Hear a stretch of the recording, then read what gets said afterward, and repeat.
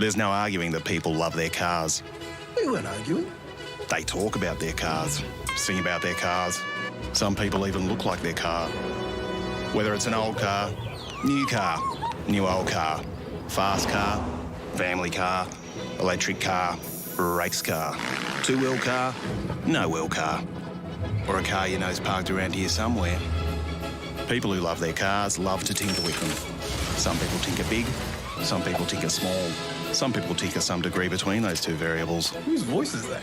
And that's where Supercheap Auto comes in. We've been helping people tinker for 50 years. For people like Bill, Lucy, Kevin, other Kevin. Oi, get off my car! Didn't catch this guy's name. Not Patrick. He doesn't shop with us. Whoever you are, whatever you drive, we'll help you make it super. Because super is our middle name. Well, technically it's our first. Welcome, ladies and gentlemen, to round 3 of season 6 of the Supercheap Auto East Coast V8 series, coming here tonight from the Twin Ring Motegi, where we're going to be running the Eastern Circuit. I'm John Van Ree. With me, I've got Mark Duggan. These boys just got a few more minutes left to practice and a half-hour quali, running a little bit late tonight due to a server issue. And, yeah, we're a little bit of a smaller field, but a few boys still coming in after the server change. How are you, Mark? Yeah, very well, John. Again, big welcome to all our viewers, and looking forward to some hot action around Twin Ring Motegi East. Some good racing the other night in Split 1 at Vets, so pretty tight and tough contest for corner areas around here. So I'm expecting the boys here to really kind of have some tough, close racing. Yeah, definitely expecting him to be trying to work together. 74 laps tonight. That's a fair distance for these guys to do. And we'll just see how they all battle away around the circuit. We'll have a quick look at our track map. Of course, we are at what they call Twin Ring Motegi. It was built originally as an oval circuit for the Indy cars way back in the 90s. With an oval circuit where NASCAR's also run. It does have a east and west road circuit and a combined large road circuit, but tonight we're just running the eastern circuit, where we come steaming down the hill out of the second grade pits into turn 1, and then we go through turn 2, where we turn off the second circuit, and then we cut up through turn 3 and 4, where we rejoin the main circuit at 5, fast down into 6, where you've got to pull the car up, get it back into second gear, sweep around, and then through the fast-flowing turn 7, where you got to balance the throttle so that you don't lose the car coming out of it, and then up into the sweeping S's in turn 8 and 9, into the tight turn 10, and then into the hairpin at 11 and back down the start-finish straight. Typical, very technical circuit that we always find with a lot of these Japanese circuits, some off-camber, some big cambers, up and down braking. It's going to be really interesting to see how these boys tackle it. Yeah, you're absolutely right, John. It seems, like you say, with especially the Japanese circuits, a lot of technical corners, few right angles. Yeah, you really got to balance the throttle and the brake, and you're coasting in a lot of the corners here. So, yeah, like we said, like a lot of the Japanese circuits tend to have this type of cornering on them, and it does make for some great racing, and it does test everybody's skills to the limit. Yeah, looking forward to seeing what these guys do here. As we've said, we've got some pretty big names with us tonight. James Scott's back, Jordan Ross, Blake Warboys. These are all guys that are running around in the Pro Series. And we've got a couple of fresh new names as well running around tonight that we haven't really seen too much of, like Hayden Vickers, Seth Brown, and we also have Sean Rigby, and the other name that was ringing a bell in my mind a minute ago was Brody Sentence. So interesting to see how some of these boys go tonight. Yeah, absolutely. Dylan O'Shea in some red hot form after what we saw last week. So I'm sure Dylan will be one to watch tonight as well. And we've got Michael Taliancic in here as well, so a very experienced campaigner, as well as Christian Smart, Damien Johnson. So there's plenty of speed in the field tonight, and yeah, looking for, and Kenneth Ladder's another one. So yeah, looking forward to seeing them battle for some very, very tight bits of real estate around here.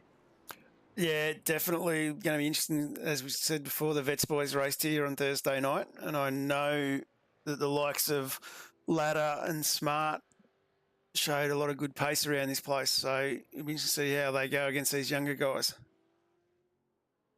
Yeah, absolutely. Michael Taliancic As well, yes, was, sorry. Yeah. he was on for a good race till he miscalculated his fuel numbers by a couple of litres. So, it'd be some tough, hard racing as we expect week in, week out in this series. And like I say, it's there's some very interesting corners where you feel like you can be side by side, but then all of a sudden it closes up and there's no longer space for two cars. So saw that at, in Vet Split 1 in my time in race control on last Thursday night, and from a different perspective in the commentary booth tonight, it'll be interesting to see how that plays out. Yeah, it is a tough track to get past, even with a couple of long straightaways. You've really got to be calculated with your braking to get the job done. The other thing that'll be interesting with this, of course, just running through what we have tonight, of course, is 74 laps. So we're going back to the 250 kilometre format. These boys have only mainly been doing sprints for the first couple. So really looking forward to seeing the likes of Taliancic, who's well known for his fuel saving, and of course James Scott is another one who's good at fuel saving. It'll be interesting to see how these fuel saving guys go looking after the car for such a long run. And then, of course, there's no compulsory pit stops tonight because we're back to this enduro or semi-enduro format. So we basically looking at a track with one fast repair, but I've just been told they've got unlimited fast repairs due to a server issue, unlimited fuel. Incident points is every 25 laps. Sorry, every 20 is 25, every 25. No compulsory stops, but they only have 3 sets of race tyres, which will make it a bit of a challenge for a few of these guys. Yeah, absolutely. And the track temperature currently sitting at 40 degrees with the ambient temperature at 18. So, track will be pretty slick out there, I would imagine. Yeah, they're making it rather difficult for them. 41 degrees is a very hot track. So boys will definitely be working overtime with their car control, and managing the tyres as well might be a bit of a battle with that sort of temperature. So it will be interesting. Big shout out to Steve Murray in the chat. Only a few people who are still early days who haven't started quali yet. It's going to be a very interesting race. Looking forward to this one. There's the boys starting to get ready for quali. Hide the weather.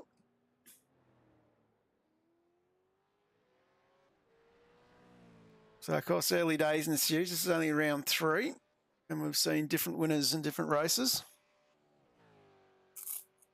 Yeah, it'd be interesting to see, like you said, John, like how they tackle the longer distance again after some sprint rounds early on. Like it's a big change tonight, so it's all about managing your tyres, managing your fuel, and with only a limited number of race tyres available, you've got to be pretty selective how you use it.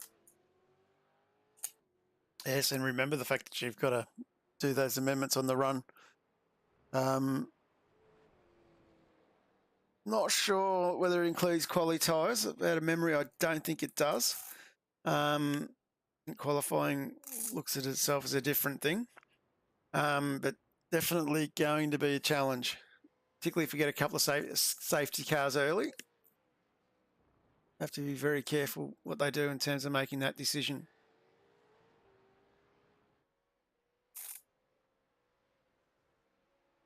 I see Sean Rigby, another one of the newer names you haven't seen for a while. Dylan O'Shea, expecting big things from him tonight.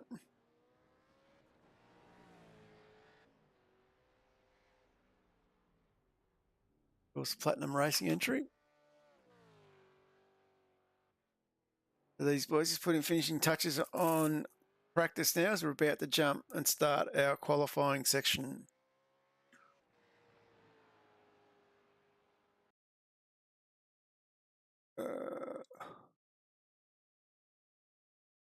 All right, here we go. About to kick off qualifying. So I'm sure the boys will be wanting to get a lap down early to set a marker, and that'll give them the opportunity to push the limits later in the session.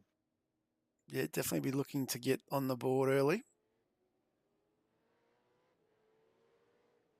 There's boys coming out at the moment.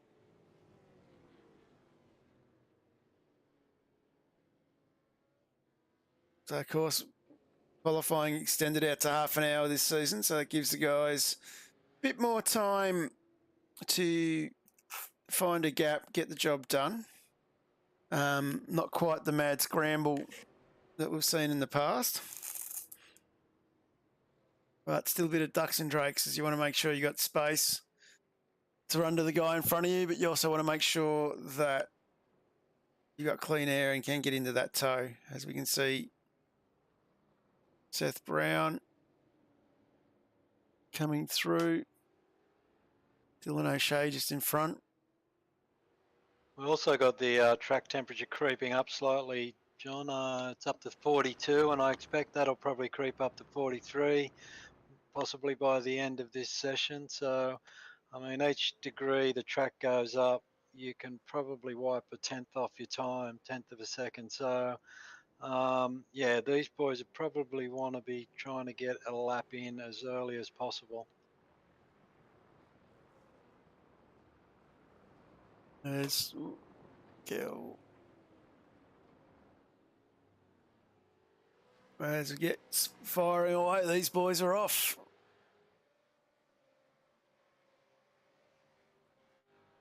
Jump on Hayden Harrison.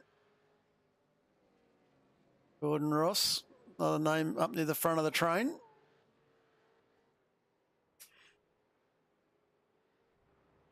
So waiting to see some times start to come in, and we can start to fill up our quali board.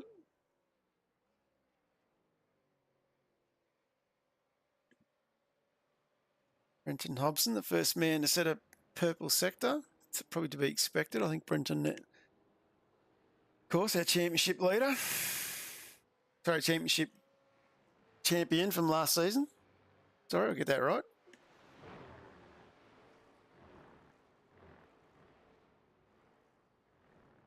Hobbo, first man out, setting the times.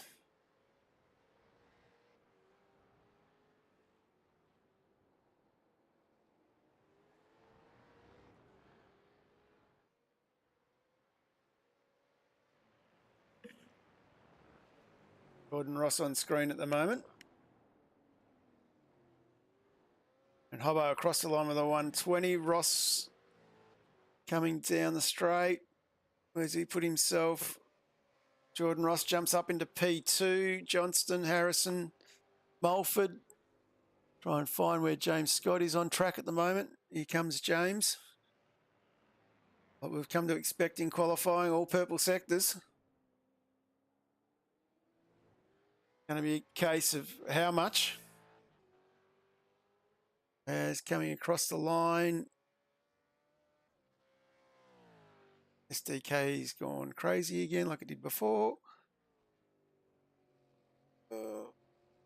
Straight into P1 for James Scott with a 1:19.615. So he's got about a bit over half a second at the moment on P2, which is Brenton Hobson. Yeah, what we come to expect, of course, from James. As I apologise, this SDK doing some weird stuff. See if I can get that back up and going for us quickly.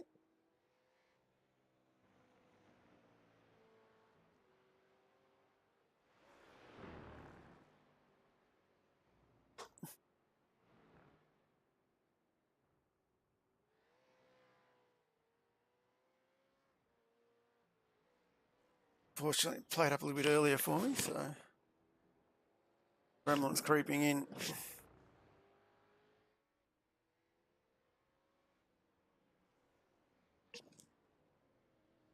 And here we go. Got the tower back.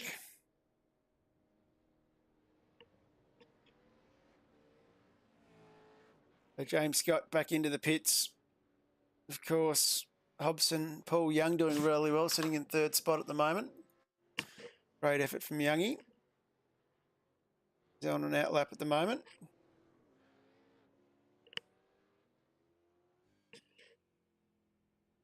Sort of see the difficulty coming through turn 2, up through turn 3. Track drops away again. These great little straightaways we were talking about earlier.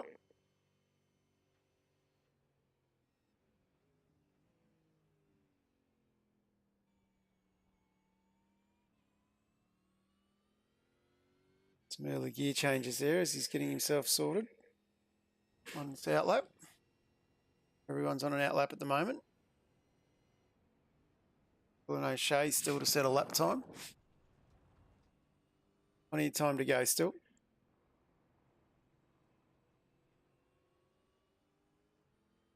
Session state. Clock has got it wrong, but that's all right. It's a 30-minute qualifying session, not 40. Yeah, they have announced they'll be stopping the clock at 30 minutes, so hopefully the drivers are aware of that.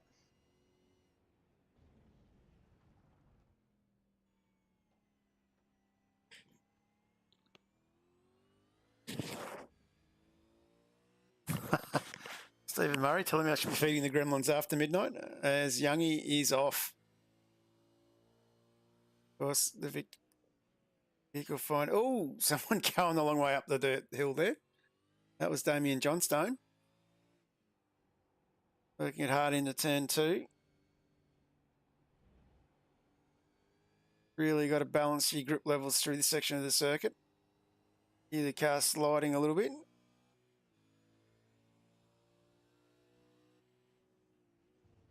Pull it up, get it back into second.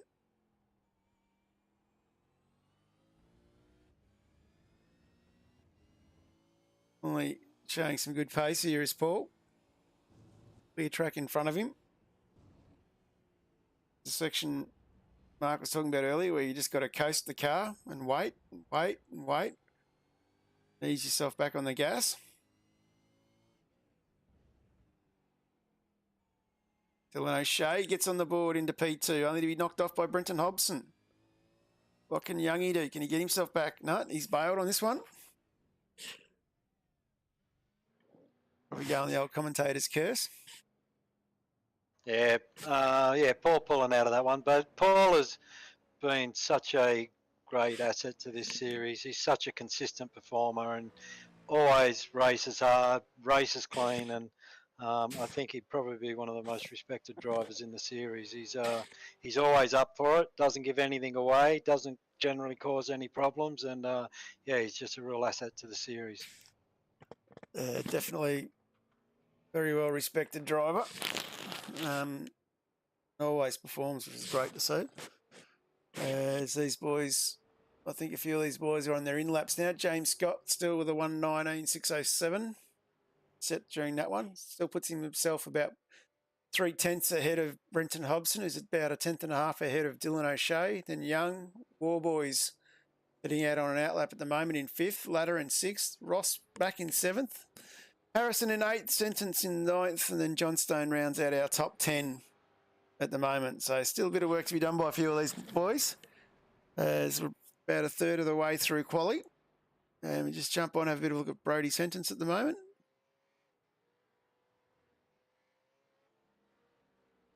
Driving quite well.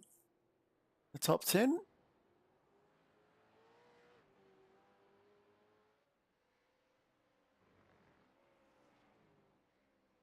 Backing into the pits. We might jump on with Dylan O'Shea. He's on an outlap. Have a look what Dylan can do.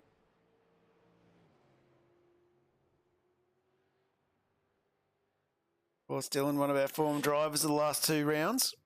Looking to see if he can maintain the consistency that he's achieved against the likes of Hobson and Scott.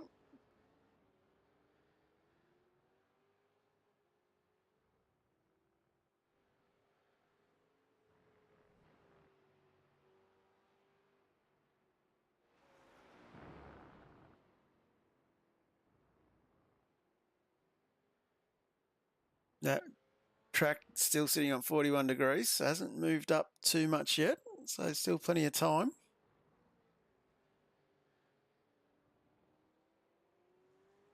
Yeah, temperature fluctuating with the partly cloudy conditions, so a little bit of cloud and the temperature drops, and then once the cloud moves away, she goes up a little bit. Dylan in very deep there.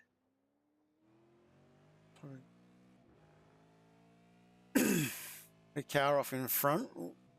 They're getting back on the track though. Let's see what Dylan can do here. Right on the nose cam.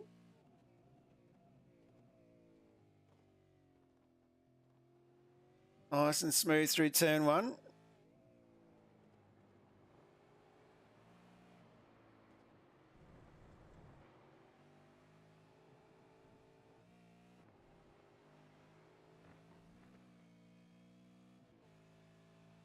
Past Hayden Vickers there.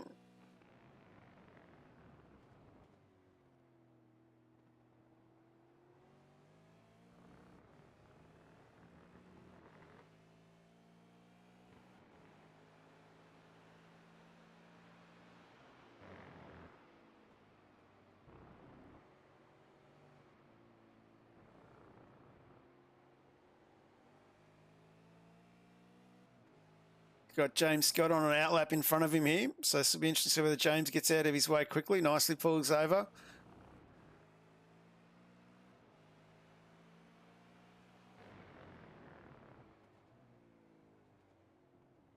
Gets on the brakes, gets around the corner a little bit loose coming out. Might have lost a tenth there. Comes across the line. Shea jumps up to P2 with a 1:19.906. Closes the gap a little bit. Yeah, great lap from Dylan there. I was trying to stay silent, so I didn't curse him, and it was well worth putting the tape across my lips. And we'll jump from one car to the next car. We might go and stay on the nose cam. This time we've got James Scott. Definitely hear the tyres being pushed a little bit harder on this one.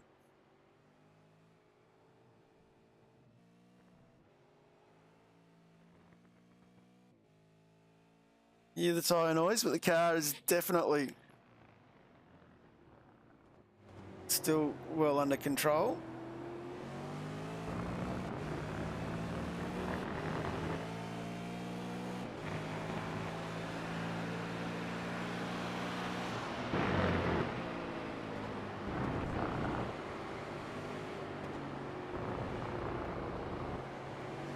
So smooth. Taking it to the next level is young James Scott. Consistently does this to us every week, week in, week out.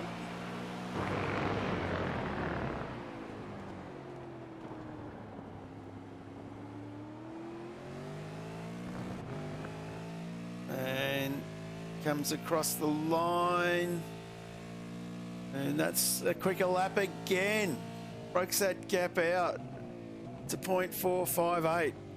So just when Dylan O'Shea closes it a bit, James comes out and goes bang.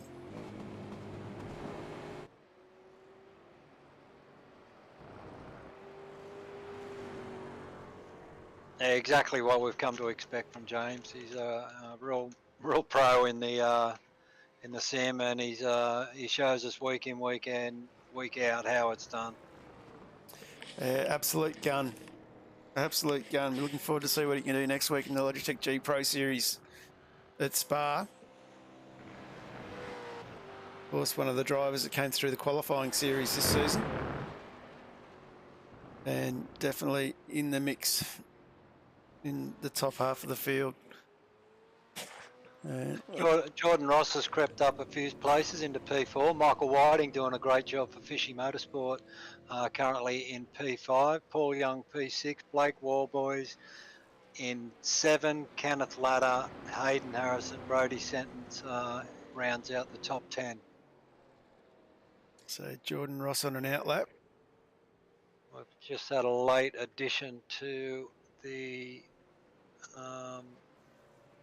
field with the People's Champion, Jamie Knight, joining us. So welcome to Jamie, and hopefully you can get some quali laps in, and look forward to seeing him on the grid. And another seasoned campaigner, good fuel saver, good race strategist. So yeah, expect Jamie to have a good night. Yeah, expect these longer races to be right up Jamie's alley. Of course, last week provided plenty of entertainment in the feature race. Pitting very, very late.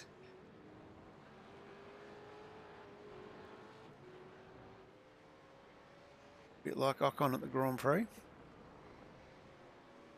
Jordan Ross looking for a bit of gap here. I think Jamie had more photographers coming out through the pits than Ocon did. I'm sure if there was a camera, Jamie was there. As here goes Jordan Ross on a flyer. Let's see if he can get himself into the top 3. Nicely waited to get himself a gap here.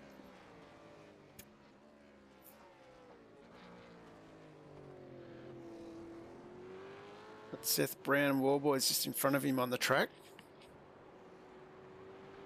Closing that gap quickly. Those boys getting out of their way, and they're on outlaps, of course.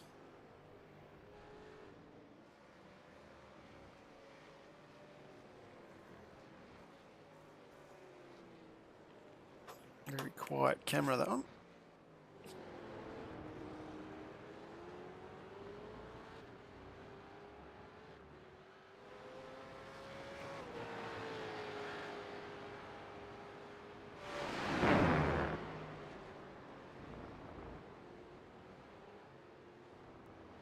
Very smooth, very patient through this part of the circuit. A little bit wide coming out.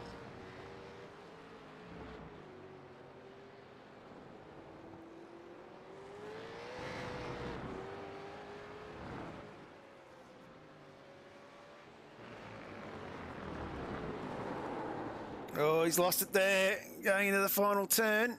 All over Red Rover for this lap for Jordan Ross. Less than 13 minutes to go in quali. These boys have got their work cut out for them. Yeah, it was looking very good up until that final corner there, but he's got time to get round again and have another go. Jordan was quickest in free practice a little bit earlier, so he's a little bit slower than what he did in free practice. And if he could set his time from practice, he would end up in P2 at the moment. So I'm sure Jordan will be feeling a little bit frustrated there. Yeah, definitely would be not pleased, but he still sits in P4. Only O'Shea Hobson in front of him. He's got on pole, of course. Paul Young still in 5th. Harrison 6th. Whiting ladder. Warboys back to 9th now. Smart in 10th. Dengate in 11th. So definitely struggling back through the pack a little bit. Still very tight intervals going back through that group though, so it doesn't take much. They got to find a couple of 100ths of a second and you could get yourself definitely right up the leaderboard. As Jordan decides to bail in the pits. Look how ladder's getting on. I'll give you diving too. These boys are all getting ready, just about to start setting their last laps. Here comes Warboys. Warboys, of course, finishing off a flyer here. Seth Brown tucked up behind.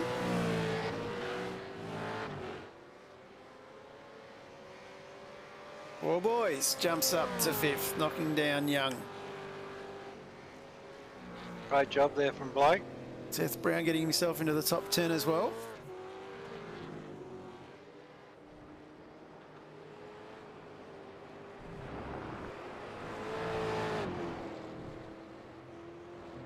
Is that engine noise a bit better, Stephen? Just let us know, mate.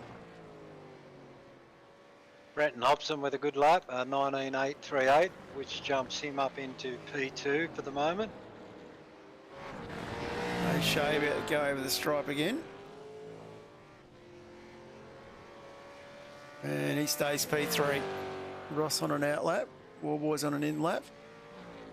There's Michael Whiting. Not sure where he's up to with his run. Kenneth Latter, Dan Gates the other one, try and keep an eye on. Just have a look at the hobo.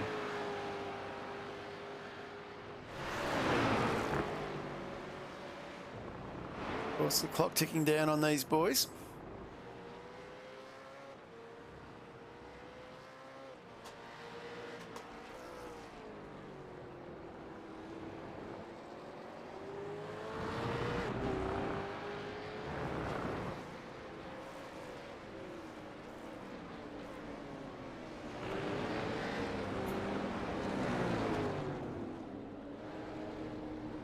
A 10-minute warning from race control.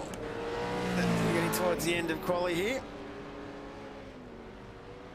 Of course, 30 minutes, the clock will stop. Yeah, so I might just jump on with Jordan Ross. He is on his flying lap.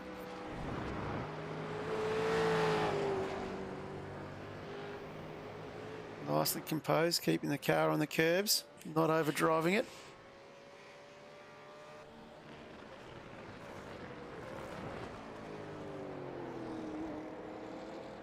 Dave Baldock, wondering when Nathan Brown's coming back.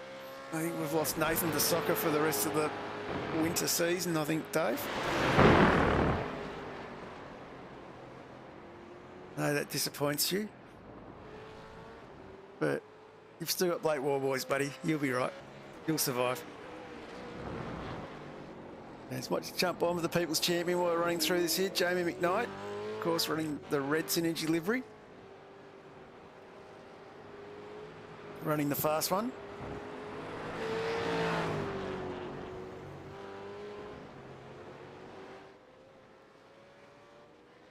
David Baldock wanting me to say your name.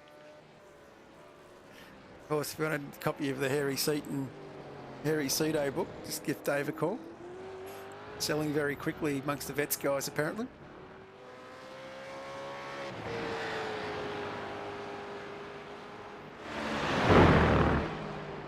Of course, Jamie McKnight, People's Champion, very regular campaigner, quite well known. Most winningest driver in V8's vet still. And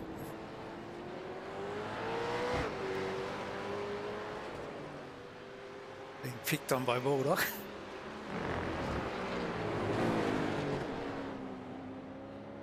Anyway, nearly done here. McKnight comes across the line. Does this jump him up the order a bit? Waiting to see. Jamie doesn't move up.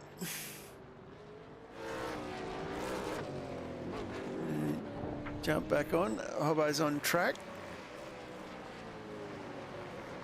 Let's see what Hobbo's going to do. He comes down through turn one. He closed that gap of 0.39.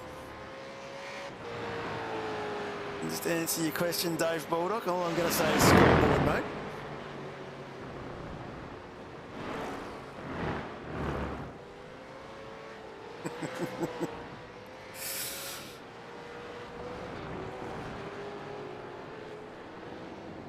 So still competitive, still got a few guys jumping up and down the order here. Warboy's still in fifth, Ross fourth, O'Shea as Hobson ducks into the pits. Yeah, I've just been clicking through the field here, and lots of people bailing out on the lap before they complete it. Like, seems to be a lot of people really driving 11 tenths at the moment and struggling for rear end grip. I think that track temperature, of course, did go up to 42 degrees now, so that track temperature coming into play.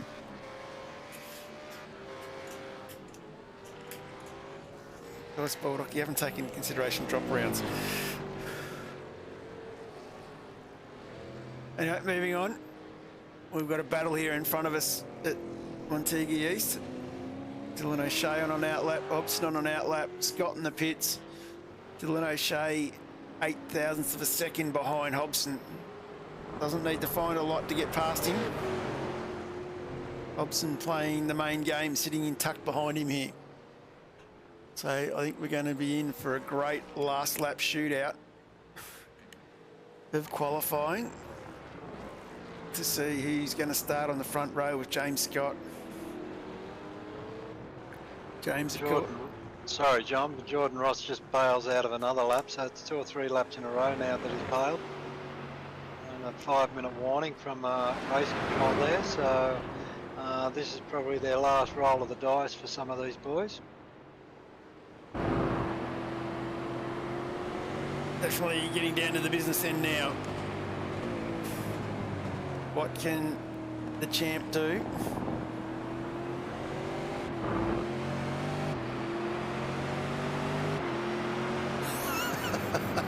Just reading some of our comments. We'll take this wide line, try and get a fast run down onto the straight. Here comes Hobson, O'Shea in front. This is going to be the battle to see who's going to sit on the front row with James Scott. Plenty of air in front. And then we will continue on, going past Whiting, who's nicely tucked out of the way there. Nice and balanced by Hobson. A little bit loose there. Gets it under control. The dirt track experience coming into play. A little bit deep. A little bit off the apex there. This might be costing him a tenth or two.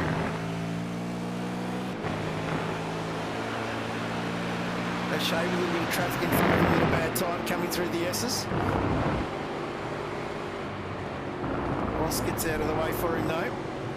We'll head out of the way for Hobson. Into the second last corner, and O'Shea looks like he went wide and lost it there. A little bit sideways, drifting down in front of him. And what can Hobson do? I think O'Shea won't get another roll of the dice here. And 3 minutes remaining at the moment. And a 1:19.909, so it doesn't close the gap up.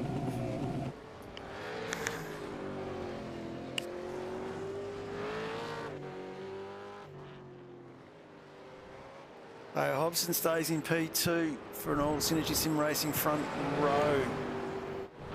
Jordan Ross back out on track. As he said, he bailed on the last one, so he's probably hurrying here to get himself maybe up into the top 2 as well. We haven't looked too much at Jordan. Comes down through the sweeping corner now. Car looking very balanced, very composed. Into the S's. Part of the track where you've got to be patient.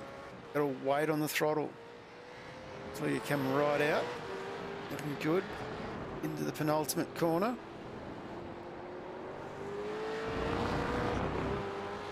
A little bit of a wiggle with the car.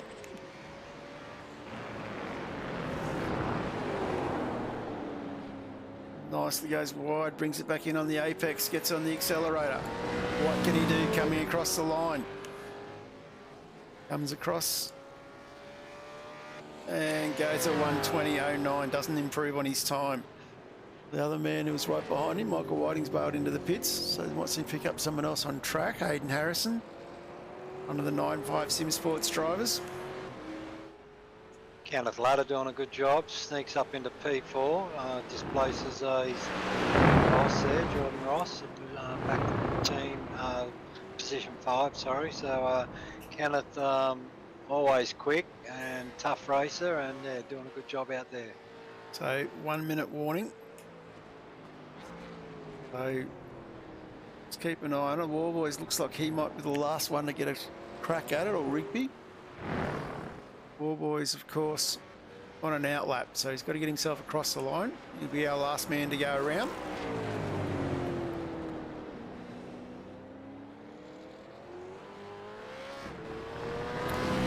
And away we go.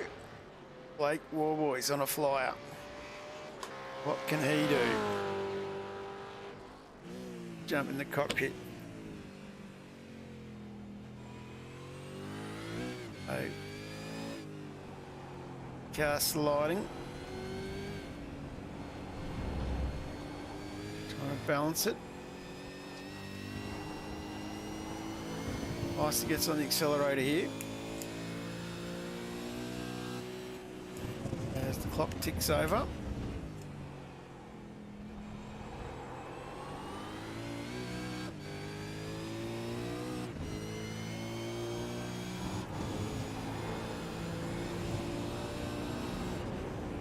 Definitely working the wheel pretty hard.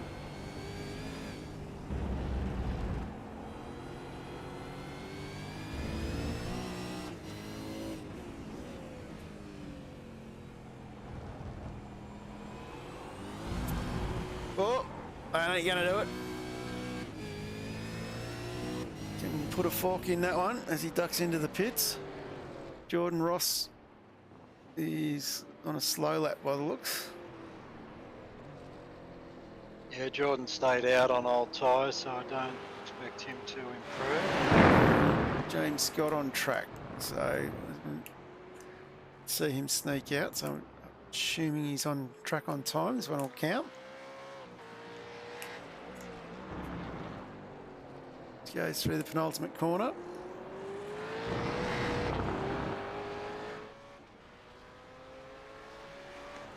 No, he's ducked into the pits as well, so that'll bring the end, I think, to qualifying. Hayden Vickers is the last car on track, which he's pulled up. One of the Synergy Sim Racing boys. That brings an end to our session. So qualifying is over. So we'll get the grid up in a second and get into the start of our race.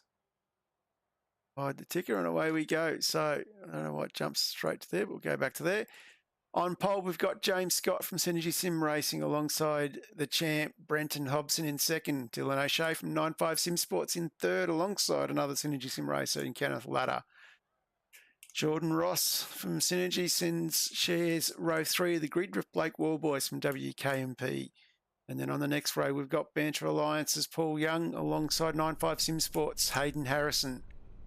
And then we jump further back onto the next row. We've got Michael Whiting alongside Damien Johnstone. And then we have Sean Rigby alongside Tim Mulford from Phoenix Racing.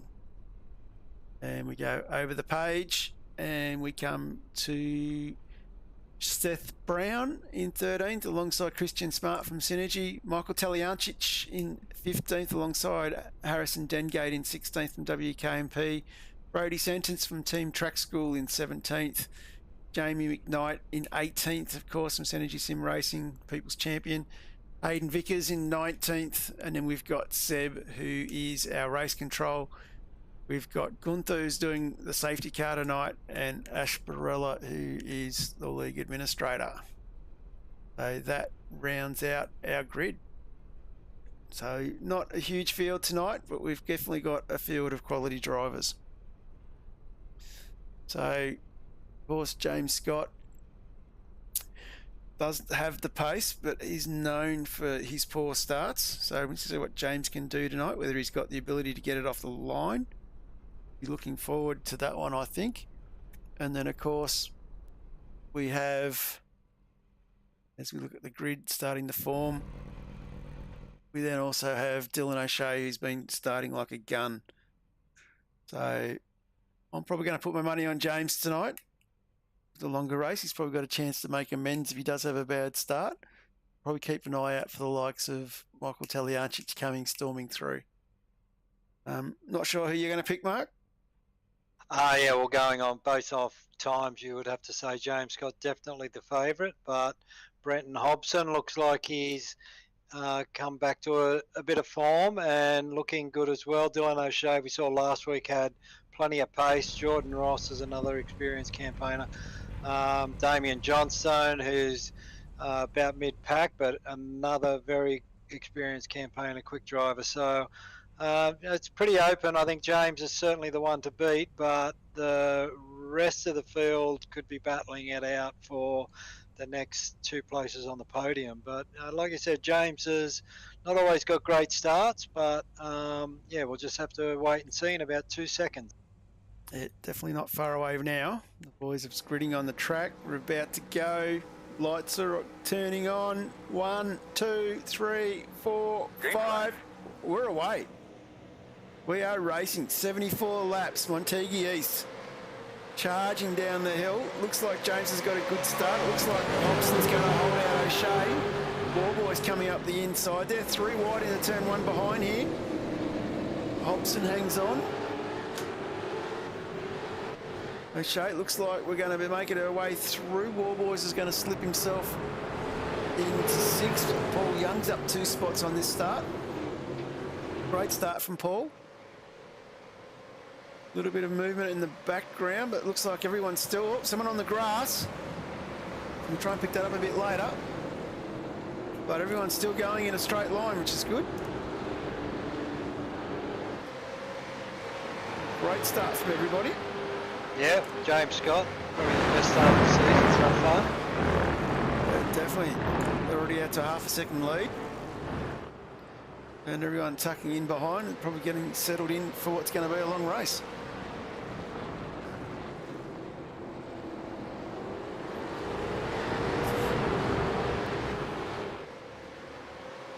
Track temp starting to drop as well, John, down to 37, so that'll please the drivers, I'm sure. It'll make them feel like they've got a bit more grip out there. Yeah, I wouldn't be arguing with that. There's Dengate into the pits already, so not sure what's happened there. Might just go see if we can pick something up. He's got a, looks like he's got an iRacing black flag, so he could well have jumped the start. Ooh, that's not good. That'll probably be a 40-second Stop and hold, yeah. It is absolutely devastating when you see that one come up. Particularly on a short run track like this. That will take some fighting to get back, but 74 laps. Chance of a safety car, anything could happen. Yeah, the benefit is he'll be running in clean air, and if he can, pick up a safety car, he'll get right back on the back of the train. So strategy a little bit for him as well. Yeah, definitely Hobson. He's nicely keeping abreast of O'Shea. Looks like Taliancic has had a bit of an off track somewhere. Might just try and pick that one up on Supercheap Auto replay. It's coming into turn 3, just got a little bit deep, kept it under control, and got it back on the track safely. Got a little bit of battle pack forming here behind Hobson. As James Scott sets a 1:19.97 to start, stretching his legs a little bit, getting it out to a 1.3 second lead. Hobson still battling with O'Shea. O'Shea about half a second back. Once we get James Scott out of the picture, it's a pretty evenly spread field. It's about half a second between each car from there. So yeah, it's pretty competitive field once James is taken out of the picture. So there's still, there's still a long way to go, and there's a lot to unfold before we get to spraying the champagne tonight. Of course, lap traffic will become a factor in the racing tonight as well, being an enduro. I know from my own experiences last night to be a difficult track for overtaking.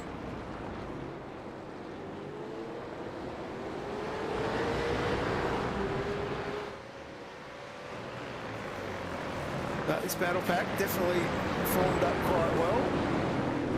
Jump on with Warboys and have a bit of a look forward. See, he's tucked up right behind Paul Young. Jordan Ross just in front. And we can see O'Shea and Hobson.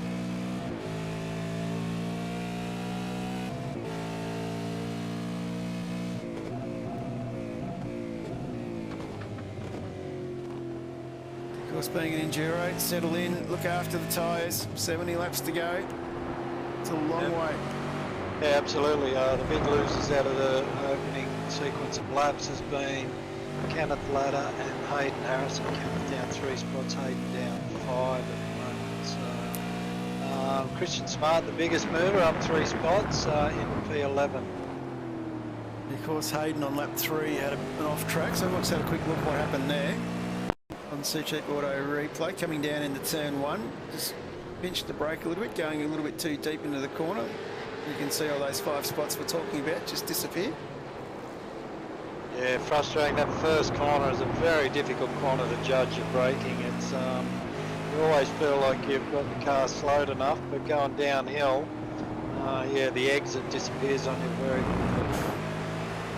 And very interesting, as I said before, a lot of technical corners, very technical one as well, because you're still going down as you go through the apex of the corner. So you've got to trail brake very well into that to get the maximum exit out of that corner. As you can see, he's on board with War Boys. Coming down, don't level out till you're after the apex.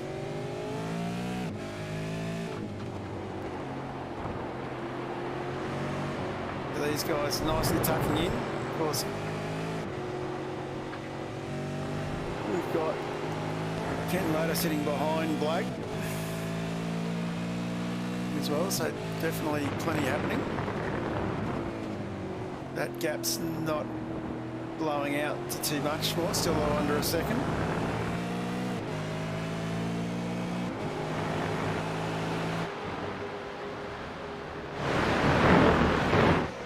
Christian Smart's a man on the move. Great little battle here with Sean Rigby. Yeah, Christian had a great drive on Thursday night to get himself onto the podium in the Vets race. So, yeah, like he's an experienced campaigner. He's a very tough competitor, and he just gnaws at the back of your car relentlessly until you either make a mistake or he just puts on a really nice move under brakes. Christian getting the inside line now. There's Seth Brown getting involved in this battle. This is a great little battle pack, actually, all the way back to Jamie McKnight.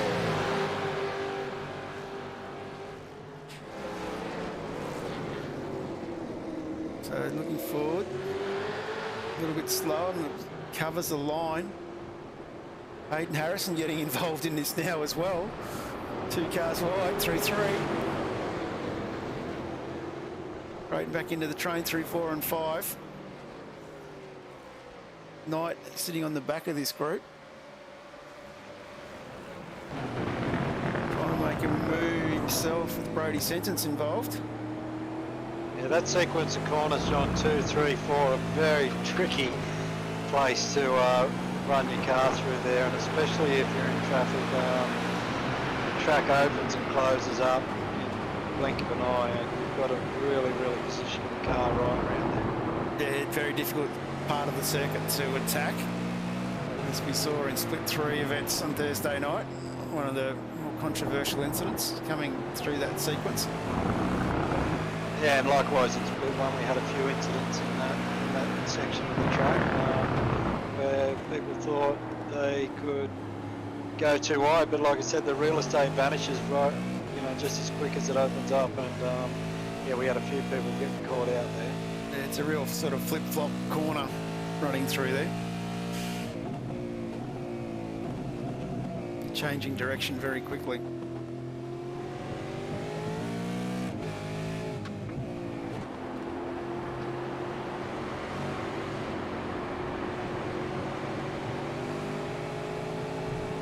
Brent Nobson in P2 doing a great job. He's just started to open up a little bit of a gap on Dylan O'Shea, and Dylan's got Jordan Ross sitting right behind him. Just easing out a fraction with each lap, and he's probably feeling a little bit more comfortable than what he was a couple of laps ago. Yeah, looking a bit balanced. Just settling in to where the race is at now, I would say. Also, I think these guys are looking to go about 24, 25 laps on this first stint.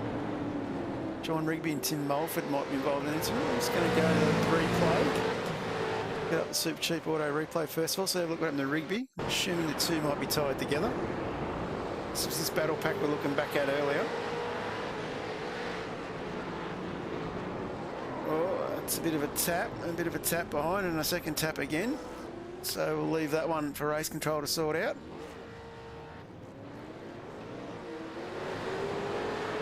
Yeah, a bit of a mistake there from Tim, and he's done the right thing and waited for Sean to get going again and not take advantage. So good sportsmanship there From Timmy.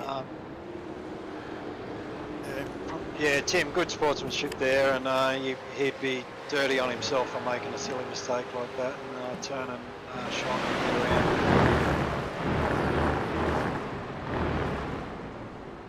Yeah, I don't think it was an intentional reckless move. There's these boys here. Brenton Hobson looking very balanced still. Got that gap out a little bit from Dylan. Dylan's starting to get a little bit of clear air from Jordan Ross as well. But Jordan here still under a lot of pressure from young war boys.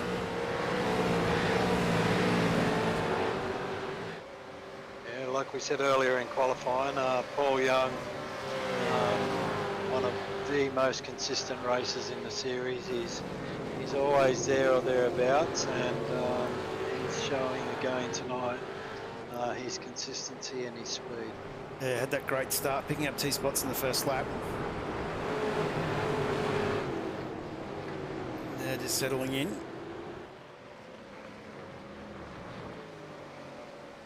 The latecomer tonight, the People's Champion, Jamie McKnight, doing a good job in 14th, up 4 spots. So he's the biggest mover so far tonight. So Jamie doing a good job, and he's put out another great set for the V8 veterans in the fixed series on the Thursday night, this track. So good to see him up there having a good race. Yeah, always great to have Jamie out and about in the series. Back at his car there, where we can see the West End Motor Group banner. Of course, West End Motor Group are the banner sponsors of the Supercheap Auto East Coast V8 series. And of course, West End Motor Group consists of 2 Easy Finance, Parramatta Mazda, Parramatta Isuzu Utes, Parramatta Peugeot Professionals, Parramatta City Haval and Great Wall Motor, Blacktown Mazda, and of course Blacktown City Haval and Great Wall Motors as well. So if you're in the Sydney area, definitely go look up the West End Motor Group out in that Parramatta Blacktown area. And I'm sure that the boys out there can definitely help you out if you're in the market for a car.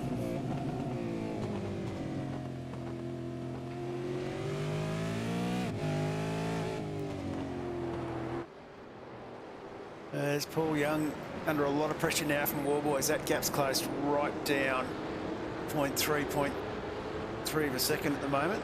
So Blake getting definitely tucked right up behind him.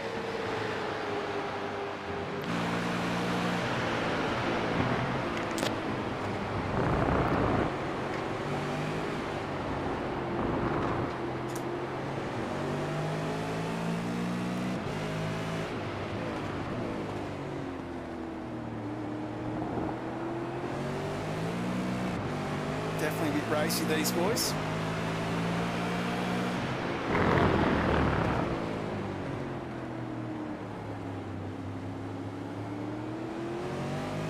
So what I might do, you might move in, jump into the cockpit and ride with a lap. And race control, going back to that incident we showed earlier, Tim Mulford redressed on track, no further action.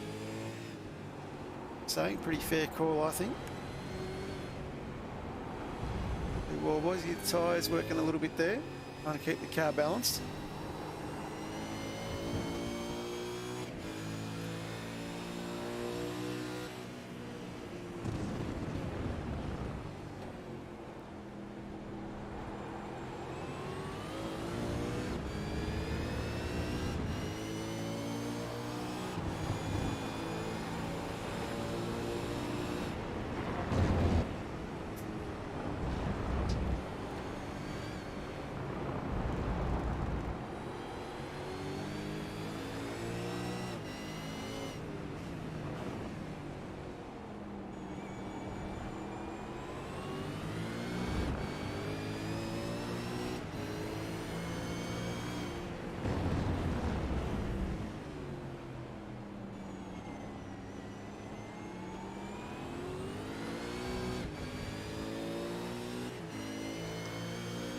little bit of wheel spin there at the end of that lap, coming out of that final corner. Coming out of that hairpin, always very difficult to get the power down. That gap not closing too much. Hobson, though, O'Shea starting to put a little bit of pressure on him. This is a battle for second and third. Definitely starting to close up a bit here. Yeah, Dylan's starting to find his feet in this battle. Great watching on board there with Blake. You could see on some of them real technical corners how much of a knife edge the car's on. So Blake doing a great job. But yeah, Dylan O'Shea coming back at Brenton here. He's pulled out a bit of a gap on Jordan Ross at the moment. So, but you know, Brenton's used to pressure and he's a very experienced driver. So I don't expect Brenton to give up anything very easily. Particularly at this stage, lap 12, 74. Both guys about halfway through what I would say would be their first stint.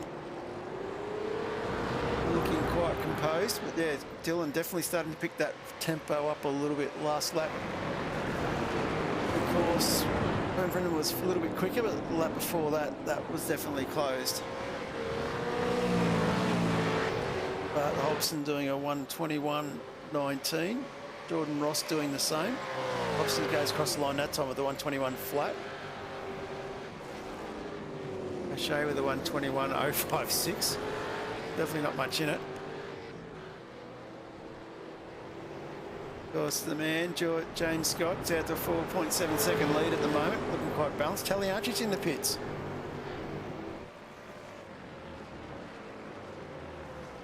It's an interesting call, an early stop.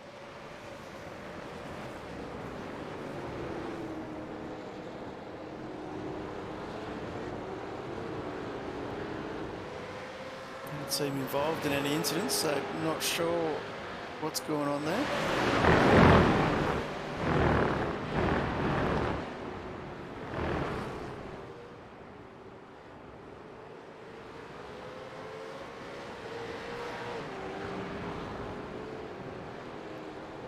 Did talk in the chat at Vets about possibly a 3-stop strategy. Maybe he's gone for that. It should be interesting to see how that unfolds, being the very short pit lane that we have here at Motegi East. Yeah, Michael's been around a long time, got a lot of experience, and yeah, who knows what he's thinking with strategy, but I'm sure he's got a reason as to why he's doing what he's doing. So yeah, I'm sure tomorrow will be revealed come lap 74. Yeah, it'll be interesting to see what happens. Let's go back. Michael Whiting on the move. The old big fish himself from Fishy Motorsports, putting a lot of pressure on Kenny Ladder now. See Damien Johnstone trying to latch onto the back of this battle pack as well.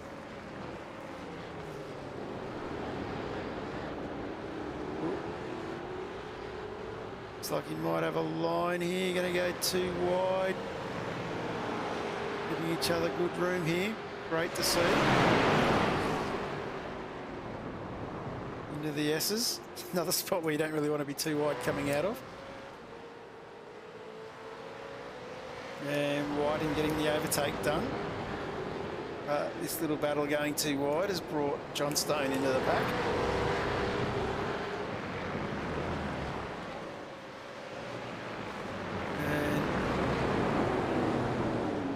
Some good driving there.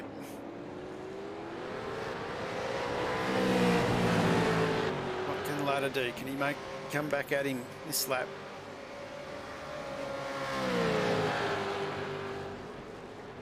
I think he's gone.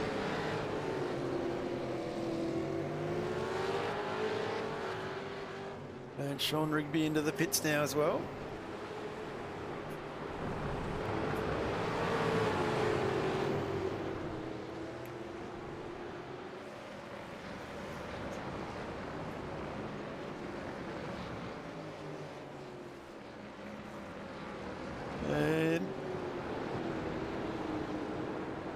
Definitely good to see Damien Johnstone, another one of the fast guys, always consistently doing good lap times.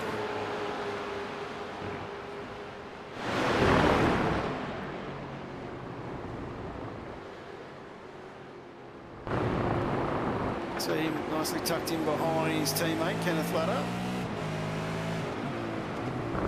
Trying to come back at.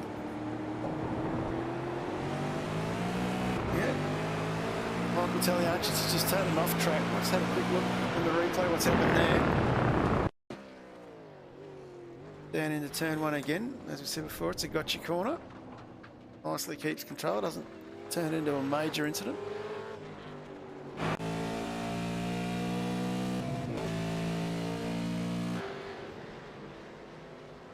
John Stone here, nicely still tucked in this pack here.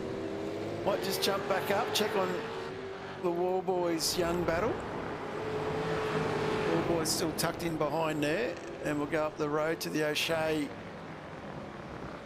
battle. Looks like Brenton Hobson's got a little bit away, and now Jordan Ross is coming up to O'Shea.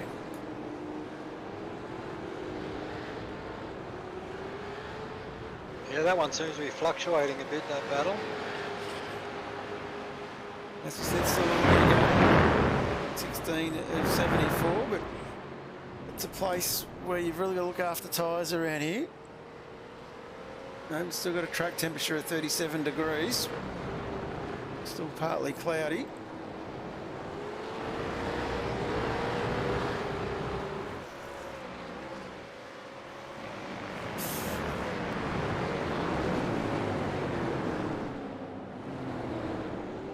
Through the final corner, getting the power down.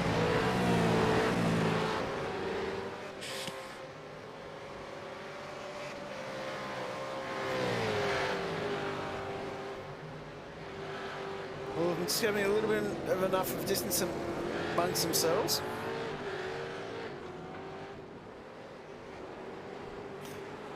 Might just go back, have a look at some of the fresh faces we haven't seen for a while, like Brody Sentence here. He's chasing down the People's Champion. Hey Brody, one of the new faces in the series this week. Doing very well. Just hanging on to Jamie. Great way to learn how he's going. And of course, the other new name we haven't spoken about, jump on with Kenny Lowe, gets closed again. One stone right up behind him now.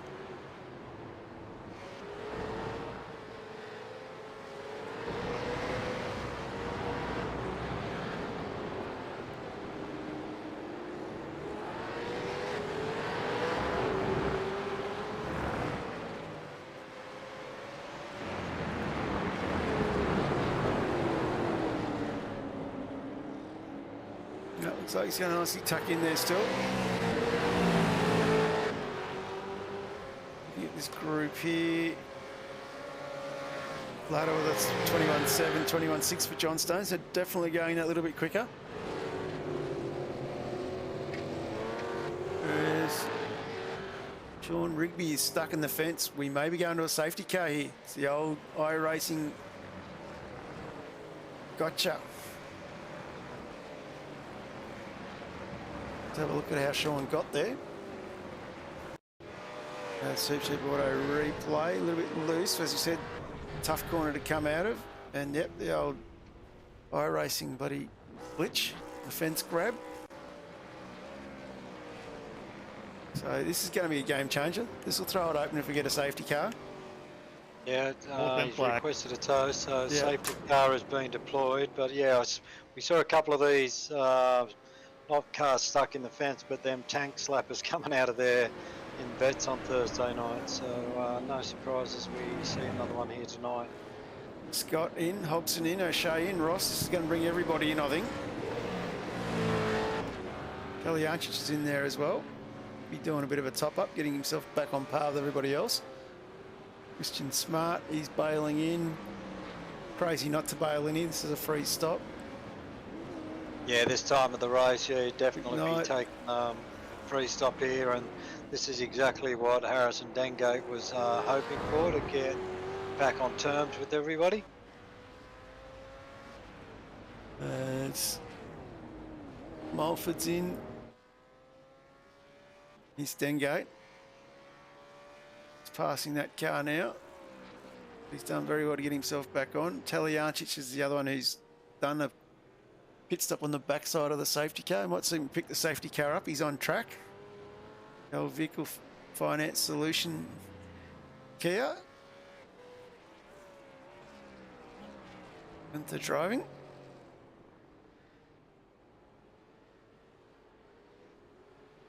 So we will see where James is. James coming up behind him here.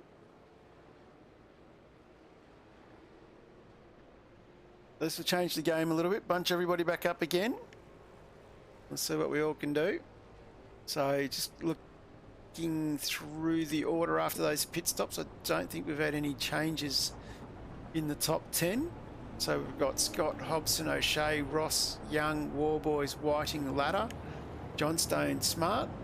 So these boys are all bunched up in the order we were before as a safety car. Out in front there. Surprised if we go green next lap.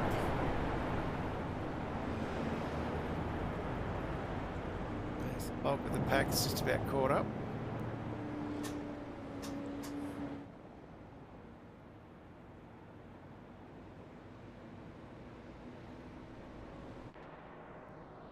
Jump on. Hit the drain out.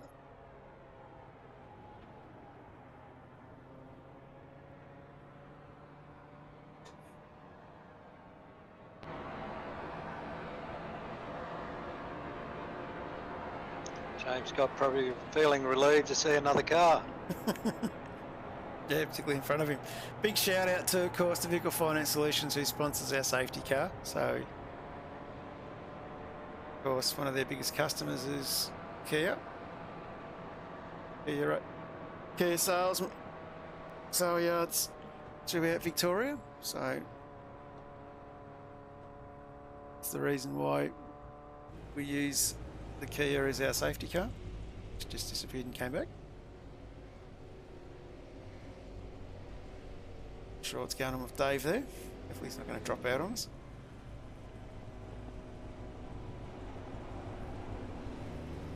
Let's have a bit of a look. Our biggest mover at the moment, of course, is the People's Champion, Jamie McKnight. Jamie's, after that round of stops, has managed to get himself up into 13th. Up 5 spots. The next biggest mover we've got on track is Christian Smart in 10th. He's made his way up 4 spots since the start of the race. And definitely still battling away. Still a long way to go here, of course. Only 20 or 74, not even half race distance yet. Yeah, still got 55 laps to go. So, yeah, nothing been decided at all for any positions at the moment.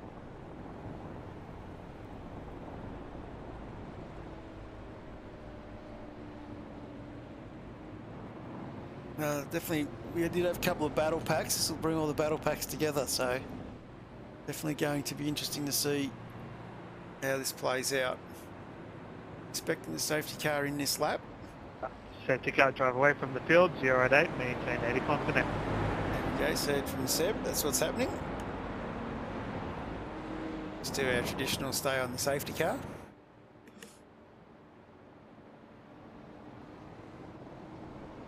See if our safety car driver can go Insta famous like Cam Veacock from Vets. He's doing his best. In the comments, we've got Gunther driving the safety car. Now that's scary. Yes, it is. And I'll just let him get through the hairpin here. This is probably the harder part. He's around. He's not quite kosher. We'll pick it up with James. James has got control of the field. When's he going to go? Surely you have to get into it on the corner. Oh, he's going to hold him. Interesting.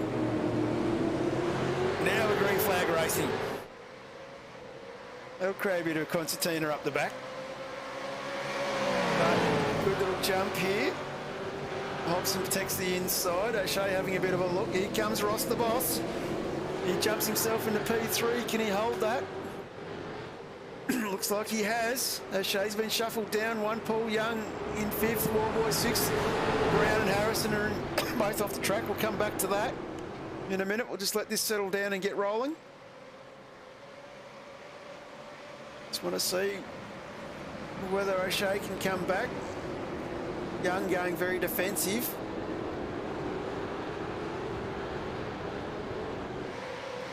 Jamie McKnight with a great restart would make up another 2 positions, so that's 7 positions since the start of the race up to P11. So well done, Jamie. Yeah, definitely some vintage McKnight with that restart. And here comes O'Shea, bit of contact on Ross. Ross gets shuffled back 3 spots. Ross gets pushed back. Paul Young comes up. O'Shea's decided to redress on track.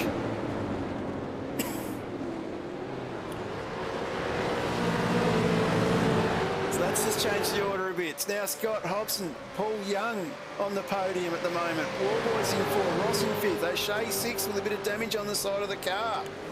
Then we've got Whiting, Johnston, Ladder, and then Christian Smart and Jamie McKnight, who's up 7 spots. This race after the safety car has come alive. Yeah, a few exchanges of paint there. Dylan doing the right thing again.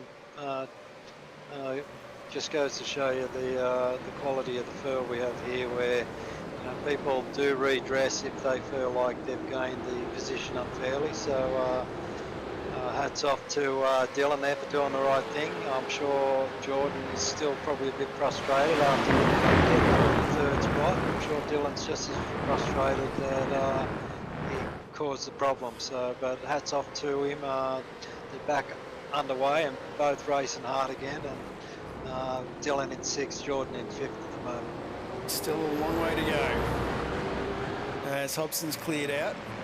It's about 0.6 behind Scott, 1.4 back to Paul Young.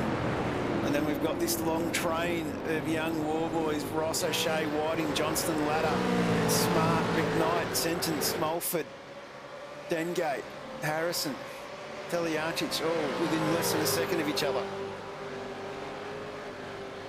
So there's definitely some gaps there that people are working on, getting plenty of slipstream. We did say that there was something between Hayden Harrison and Brown at the restart. We might just jump back on the Supercheap Auto replay and have a quick look. Coming into turn 2, too wide. Oh, very hard hit there on the barrier for Brown. That looks like he definitely got himself going again. And back to live pictures.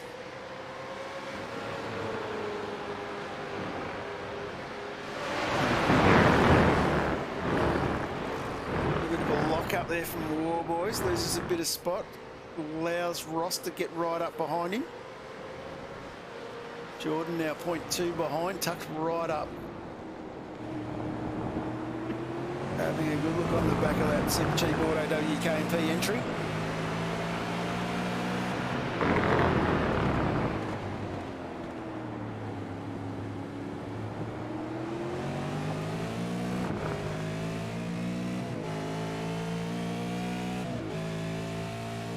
Tucking down the hill.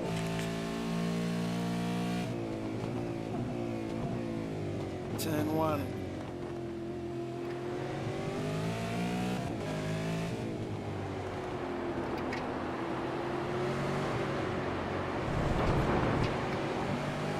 course, this track you don't want to overexcite the tyres on. It takes you a few laps to get them back around this place. Yeah, any of them little wiggles or lock up on the brake, put that little bit of temperature in the tyre, and yeah, on a technical track like this, it's not one. You really got to keep them tyre temperatures as even as possible.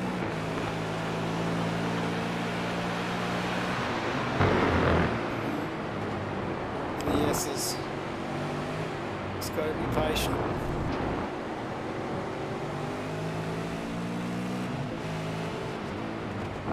Back into second.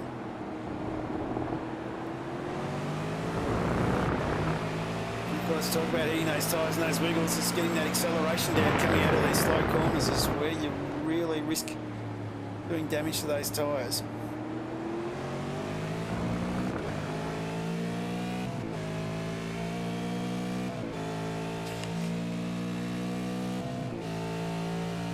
Dave Baldock in the chat calling it for a drive-through penalty because the safety car cut the cones. Pit lane. I thought he might have had a power steering failure or something, but leave race control to decide on that one. Well, a little bit loose there from Jordan. Allows War Boys to sneak away a little bit. Yeah, and that's the exit where we saw us. I think it was Sean Rigby in the wall. So from that exact same scenario, just a little the right rear on the grass, and then all of a sudden it just isolated straight back into the fence. Oh, big tank slapper. Either into the fence where Rigby was, or you wind up facing backwards in the other fence, staring at the oncoming traffic. Exactly, we saw a few of them on Thursday night in bets as well. Might just go back, have a look at some of these other battles further back. Michael Taliancic just getting past Harrison Dengate. So both these boys benefiting, of course, from the safety car to get themselves back in touch. And move a bit forward. Tim Mulford. He's in 13th. He's fighting his way back into the pack as well. Nicely tucked up behind Brody Sentence. Of course, Hayden Harrison keeping him honest behind him. And moving a bit further forward, Brody Sentence, we just talked about. And he's closing the gap up onto Jamie McKnight. Knight's dropped a little bit back from Christian Smart. You can see the gap there, so that gap's opened up a little bit. Smart in 10th, he's up 4 spots. And of course, he's got a little bit of time, 1.3 seconds to get himself back up the ladder. And then Kenny running the old Synergy livery. And he's battling really well here. He's just under a second behind Johnstone, his teammate. He's battling hard with Johnston, O'Shea and Whiting. Lap 26.74.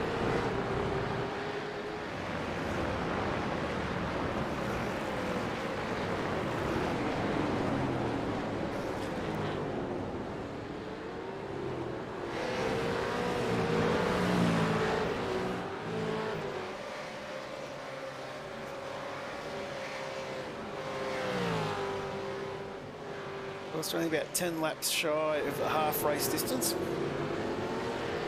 Still a long way to go, still a lot can happen in that time frame.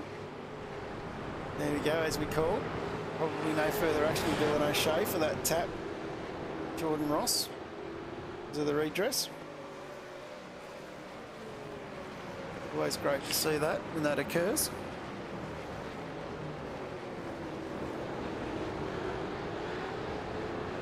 Of course, at the moment, our hard charge, Jamie McKnight's in 11th. Doing quite well, and then the other man on the move, of course, is Paul Young, up 4 spots into the top 3. So, Adventure Alliance will be pretty happy with that battle.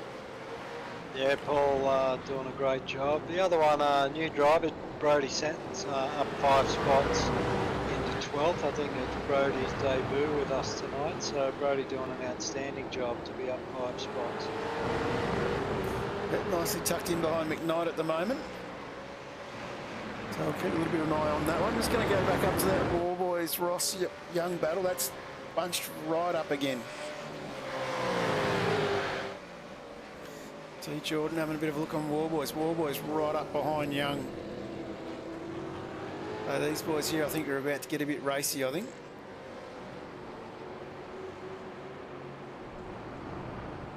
I'm sure Jordan's feeling a little bit hard done by after making his way up to P3 and now find himself in P5 after that little bit of contact with Dylan O'Shea. But Jordan looking to go deep under brakes here. Oh.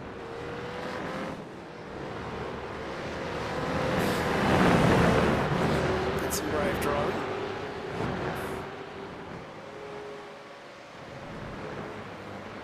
Of course, if you are watching, don't forget to like and subscribe. Makes it easy for people to find us and what we're doing.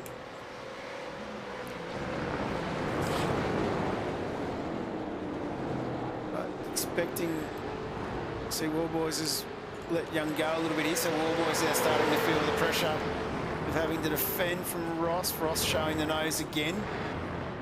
Yeah, it just goes to show you, John, that's only a couple of corners of these two battling, and it's enabled Paul Young to stretch out a couple of car lengths. So I'm sure Paul will be hoping Jordan keeps a blowtorch on Blake for a few more laps. Definitely allows you to get some clear air, doesn't it?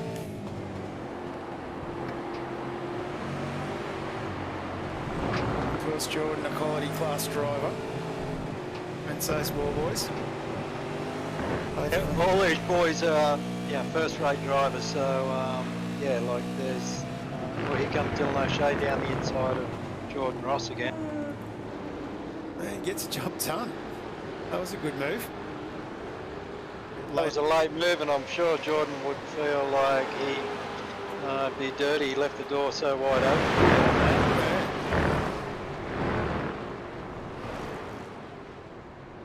Sentence involved in an incident. We might just stay on this battle pack for a little bit though. These guys are definitely fighting away hard here. We've got a safety car called again. Not sure where Brody's sentence is, but he's obviously off track somewhere. Yeah, we'll get the safety car going. Oh, a bit of a conga there going in. It's going to jump on the replay. Sentence looks like the car has stopped. That's going through turn 2. Turn 1 to turn 2. Parked under the bridge, that's why we can't see him. I think it's just after turn 6, John, actually. 6, okay, yep. No, you're right. The old, caught out by the old undercrossing of the racetrack. Wallboys got just trying to see if I can find that pit entries again, but I don't seem to have them. No, everyone's back out on track. It all gets settled back behind the safety car. If I can find where Dave is. Here's Dave here. They're all come steaming behind him. Or not. Not sure what's going on there. Just looking at Brody's sentence, just had a quick look at my replay there, and he's he was right tucked up under Jamie McKnight's wing there and just grabbed one gear too many too quickly, and he's popped the engine in that thing. Disappointing for Brody in his first outing with us. Of course, we run no driver's aids in this series, so the boys have all got to blip themselves, which can create some issues for some of the drivers who are not quite familiar with doing that technique.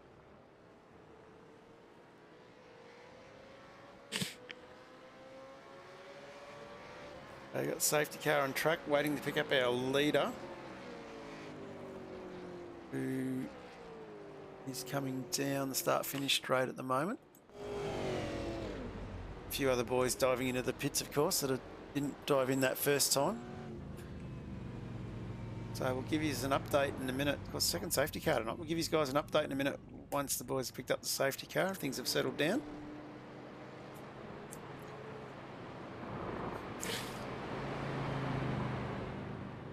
So only about 7 laps short of half race distance. Still a long stint to get home from here. Not sure what's going on now. The safety car has stopped. Low 0-8, please pass car 1. 0-8, please pass car 1 and maintain 80 kilometres an hour. For me, 0-8, you are going to become the safety car. Please maintain. Yep, there we go. Just heard from race control. Safety car. I think he's got it going again now. I'd say Dave stalled it. Talking about the aids. Can get a little bit out of control.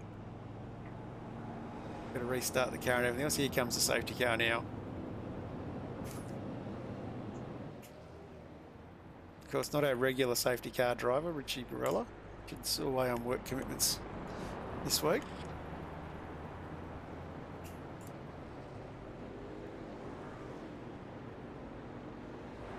I think we spoke before the race with Jamie McKnight entering the server late that this longer race would suit his tactical nous, and we now see Jamie up 11 spots into P7, so he's used that safety car and that pit strategy to make another 3 or 4 spots. So yeah, Jamie, our hard charger at the moment, up 11 spots. Yes, and of course with Jamie going up 11 spots, the confidence will be building now, so expect him to keep the pressure on the boys around him. Michael Taliancic as well, doing a good job. He's we saw him have a few issues earlier on, but he's now into 9th, up 6 spots. So Michael doing a good job as well. Some big losers there. Kenneth Ladder down 7 after that safety car. Jordan Ross ducking into the pits again. That's an interesting call. Might be thinking because he's dropped down a couple of spots there that he might have the possibility of maybe trying to fill it and get to the end.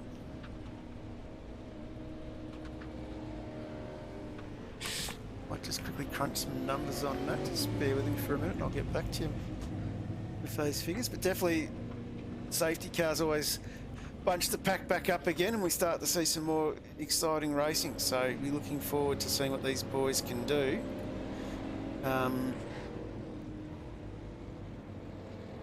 So, of course, we basically crunching some numbers, 42 laps to get home from here. And 10 litres on board. Oh, it'd be a tough ask. I reckon a full tank would get you about 37 laps, 37, 38 laps. It's going to be a real tough ask to get home from here. Of course, don't forget too, the boys only have 3 sets of tyres as well.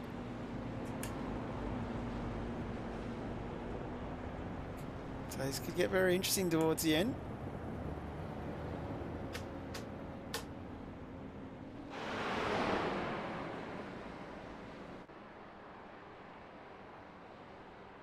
And it looks like the safety car's got the wave.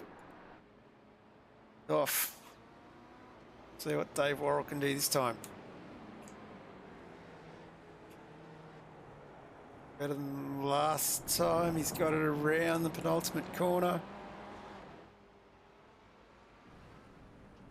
On the grass coming into pit lane.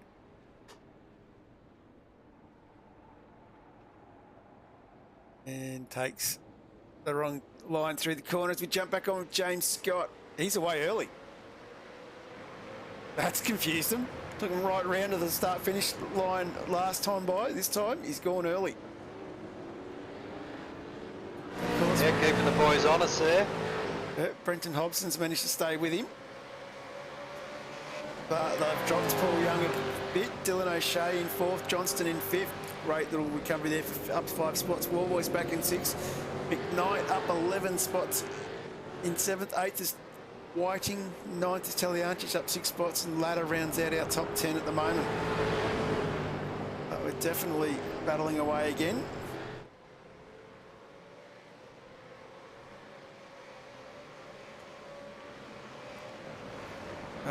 Hobson staying with Scott this time a little bit.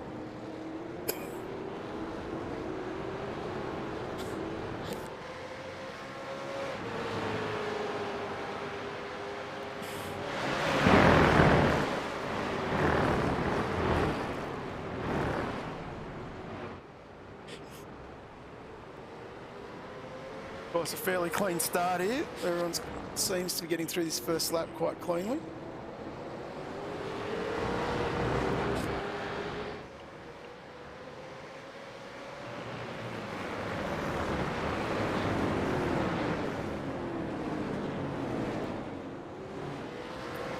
Back onto O'Shea.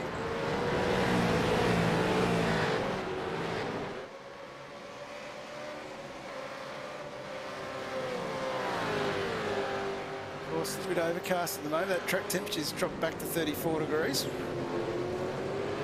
New tyres. So the boys should have a bit of grip out there at the moment. Just looking at crunching them numbers again, John. I reckon Jordan Ross is gambling on another safety car. If he can pick up one more safety car, I think he might be able to sneak home with a little bit of fuel saving. So, yeah, if we get one more safety car, like Jordan Ross could find himself in a good position. So he's rolled the dice, I think. Definitely interesting strategy.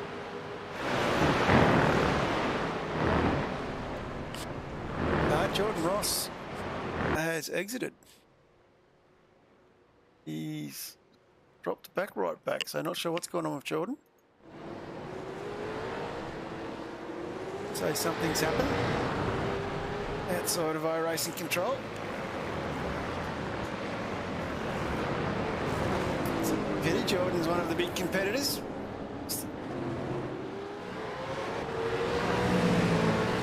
Yeah, I'm not sure if it's just lost connection, but it's a shame to see Jordan out of the race. A bit disappointing. Dylan O'Shea, though, he's going to battle on here with Paul Young this time. Millimetres between the two of the cars.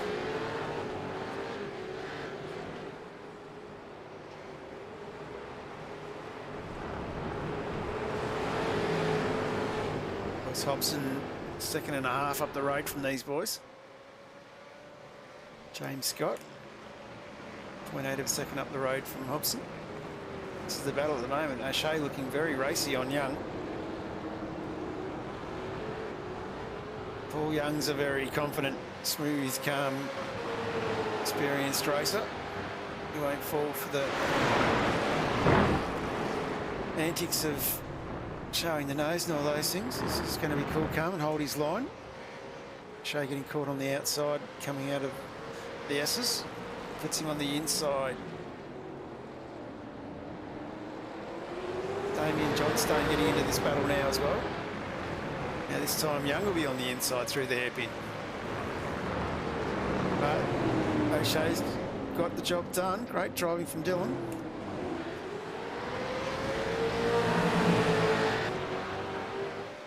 Poor boys now, the back of this train. Right through penalty for Dylan O'Shea for contact with car 3 under the safety car. That's a big call. Let's see if I can find that one. Car 3, of course, is Paul Young. Just going to go to the replay here. We'll leave this battle for half a second. Paul Young, not sure what happened to him, but Dylan O'Shea and Paul Young's backed off of the train. And not sure where Dylan is. Oh, don't see anything in that. Obviously, I've missed that one. We'll go back to live pictures here. Not sure what the go was.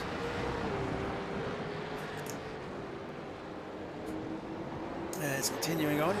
O'Shea a little bit loose there. Spinning up the tyres.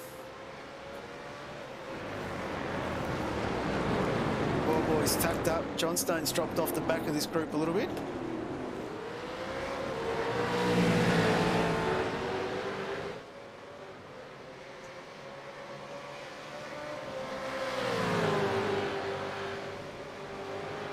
Anyway, continuing on.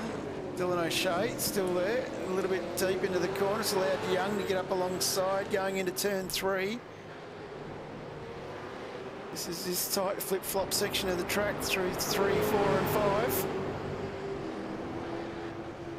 Good exit out of 5, gives you the rundown into 6. Hard under brakes, both Young and Warboys twitchy coming out of there. Warboys up along the outside. Of course, Johnstone coming back into this battle now and bringing Michael Whiting with him. O'Shea getting a little bit of clear air.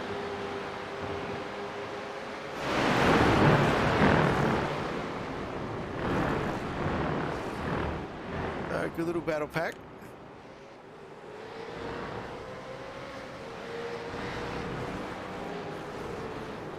Boys having a little bit of a look on Young. As we head down now to the hairpin. Young on the inside. He should be able to hold his line around this one. Great respectful driving. John Stone having a look on the inside of War Boys now. Whiting getting into this battle.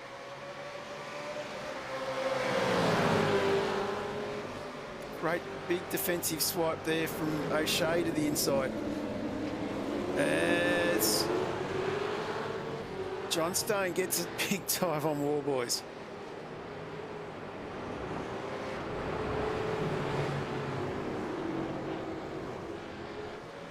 This battle pack here definitely getting very racy.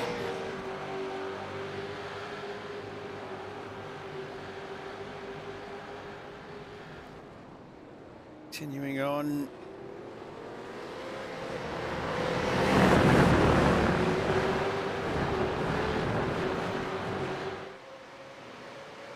Definitely not much in it amongst these lads. Paul Young now's tucked right up behind O'Shea again. John Stone trying to hang on to the back of these guys. Here comes Young with the big dive into the penultimate corner on O'Shea. Hangs on. Can he get the acceleration out? Still too wide.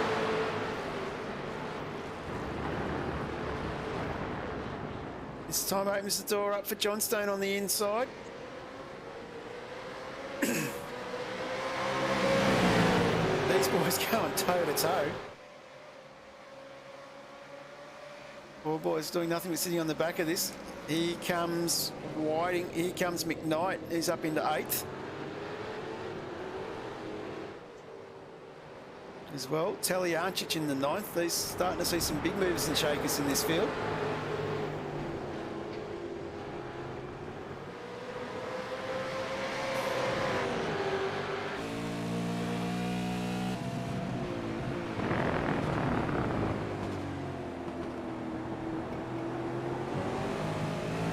Yeah, we've got a big bunch of cars here, John. It's and a little bit of tension starting to creep into this group.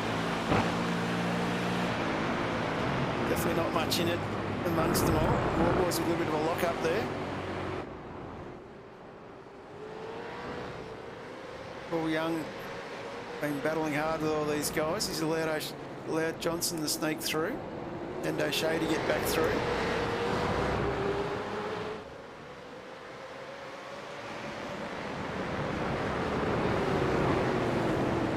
Not sure about the drive-through penalty for O'Shea with contact on car 3 during the safety car period. Yeah, I was just going back through my replay to look at that, and I couldn't see really anything in it. So, yeah, I'm not sure What the go is, yeah. Yeah, unless there was something in a different part of the lap that we missed, but I thought I'd gone back through the my reel, and I certainly couldn't see much in anything. So Dylan probably feeling like he's been hard done by here because he hasn't taken that penalty yet. No, I'm just wondering whether he's going to contest that one with race control at the end.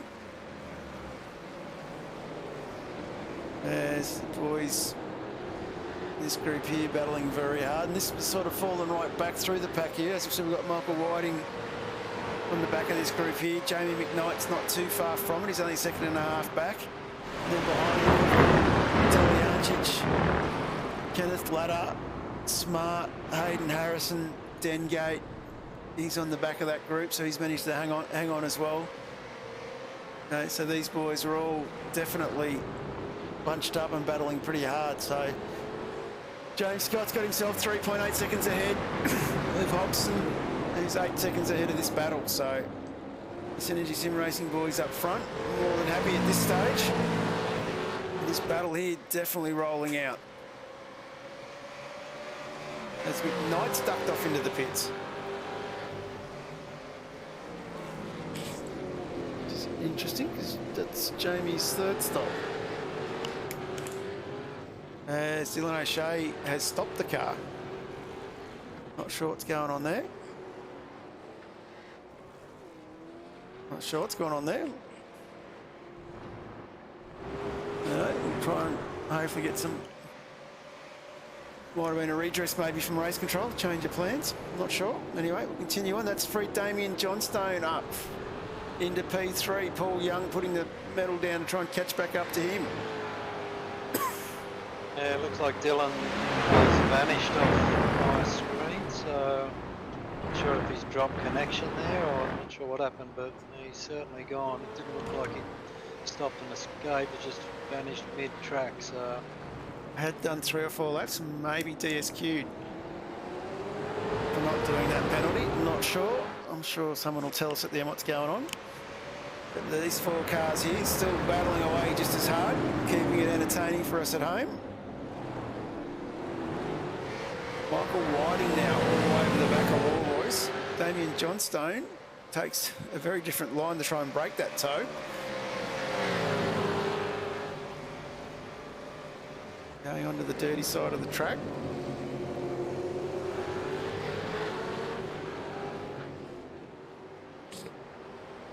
Michael Whiting now looking very racy.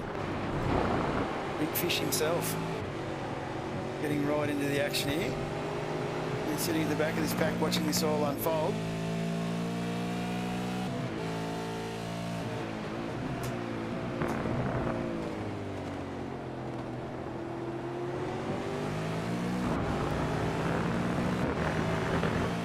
I'd be certainly interested to see where that contact for Dylan O'Shea was.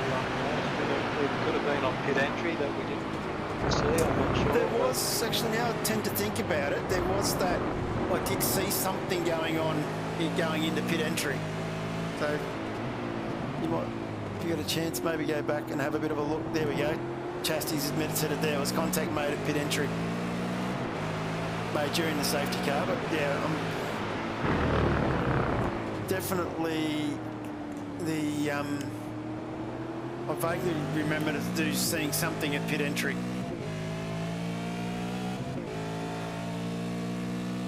So yeah, maybe I'll go back and look at that. Michael Whiting here, definitely battling away nicely. Of course, because they all came into pits together, I didn't get their pit entries. Johnstone, Scott, Seth Brown.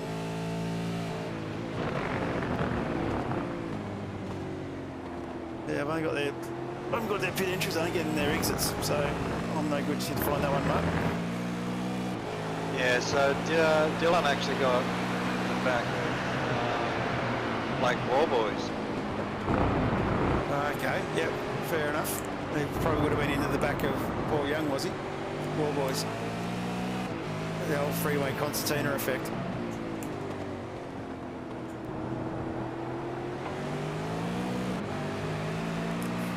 Saying that, Jordan Ross was into the back of Dylan O'Shea as well, so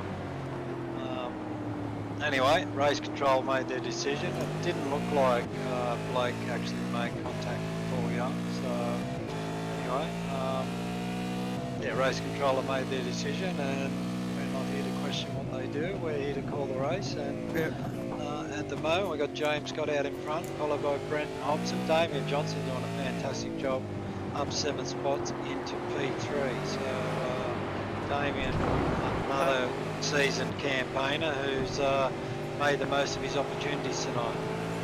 Yeah, definitely. It's interesting that these longer format races has definitely seen some of the guys come back to the fore that we've seen up the front. And it's interesting how sort of the sprint races versus the longer races are sort of mixing this field up a little bit, which is great to see.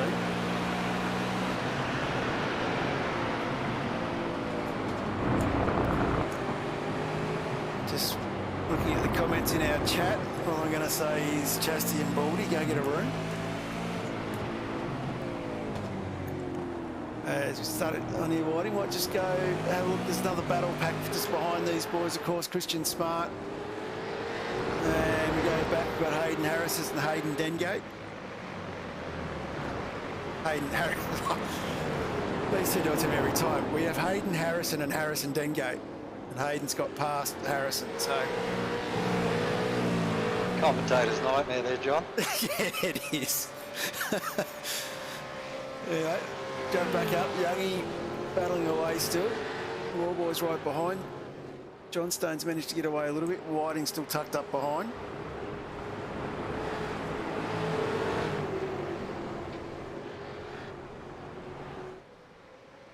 Of course, Paul Johnstone will be quite happy. Oh, sorry. Damien will be quite happy here with everyone fighting behind him, which is giving him that little bit of free space.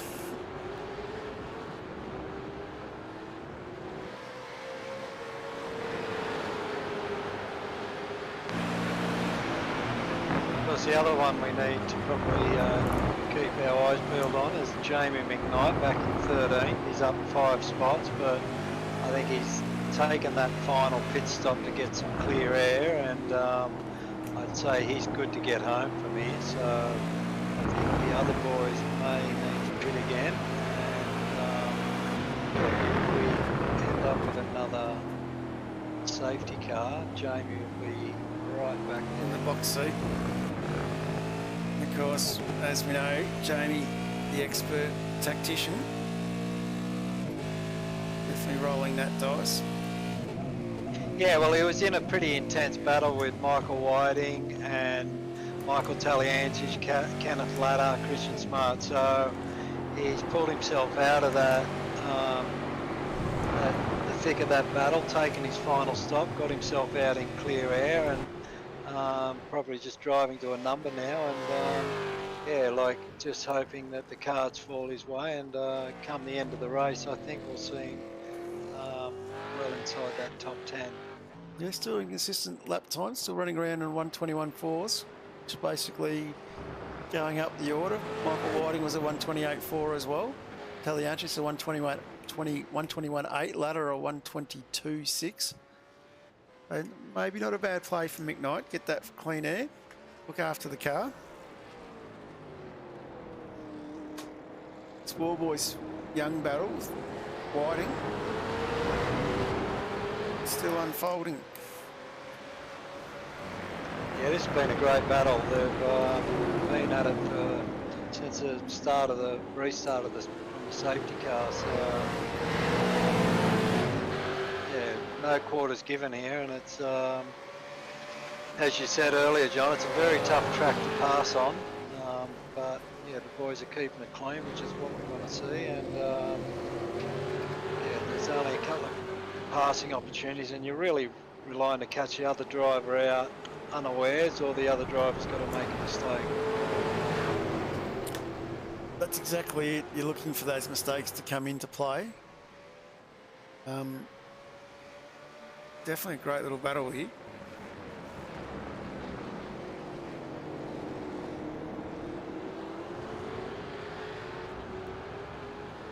Of course, we thinking you're looking after tyres here, probably trying to save some fuel. Maybe thinking about, as you were saying, we've got one more stop to probably happen, so probably thinking to themselves, if I can save some fuel, I'll get a jump in the pit stop. We haven't put less fuel on than the next guy in front of me. As Johnstone makes a small mistake, which opens the door up for Young. And we're back to wide. Wallboys first to peel off. As going to wide, opens the door up. Now can Whiting have a look inside? Talianchich here about to move up into 6th spot. Great drive from Mike. Michael's done a great job. Another great tactician with a lot of experience. The other one, Michael Whiting, just quietly chipped away tonight, doing a great job for Fishy. There, up into 6th, 9 spots up. Currently our hard charger on track. Waiting to see how McKnight folds out. Is our hard charger before. These 3 guys here definitely racing hard.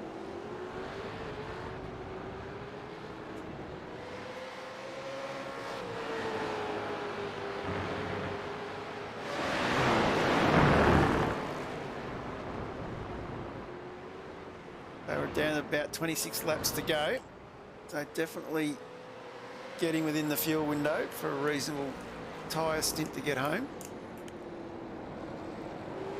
And if we look on track, we can see Blake Warboys back out, and Jamie McKnight is about a second and a half back from Blake, and Blake pitted from P5 or P6, I believe. So Jamie's given himself every chance tactically tonight to get a good result. Yeah, definitely not that far down the road. You can see Warboys there in front of him. So definitely going to be an interesting finish to this race, I think. So 26 laps to go, so we're starting to chip away at that 74 lap total now, and yeah, we're on lap 49, and yes, still a long way to go and still a lot to unfold. and Warboys has jumped Johnstone coming out of the pits as well, so that's an interesting. Johnstone was the second one to pit out of that battle, so the undercuts works for Warboys. Yeah, it's amazing how strong the undercut works, isn't it? Like in racing, and especially when you've got the track temps that are a little bit elevated, currently at 34, like them fresh tyres really give you that instant gain. And of course, the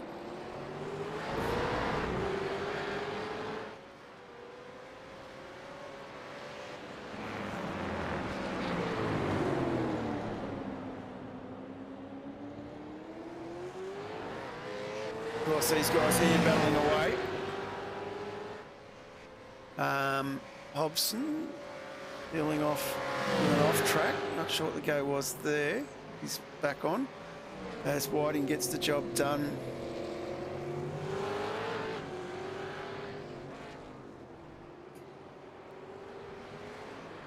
Yeah, Michael having a real good race tonight.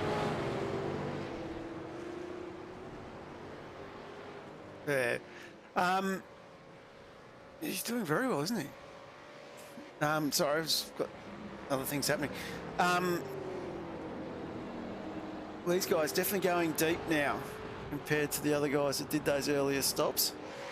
Damien Warboys, of course, is ninth. He's going around in 121.6s. Young's going around in 121.9s. So that battle definitely happening. Michael Whiting starting to clear some legs out from these guys.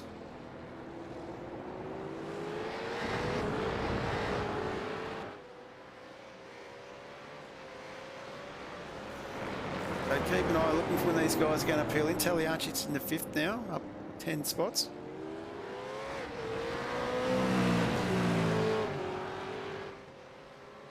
And of course, not long to go, ticking away. Yeah, I'm sure Michael will be having nightmares after running out of fuel on the last lap in Vets on Thursday night. So I'm sure he's aware of what fuel numbers he needs tonight. Absolutely. Christian Smart doing a great job as well in P6, currently up 8 spots. So yeah, Christian doing a good job. He finished on the podium on Thursday night, so he's got a real liking for this track at the moment by the looks of it. Yeah, definitely doing quite well with this track. He definitely had some luck in going there. In Vets, a little bit unlucky, as you said, in Vets, but I think he had some pretty good strategy ideas. I'm reading a few of the things mentioned in the chat.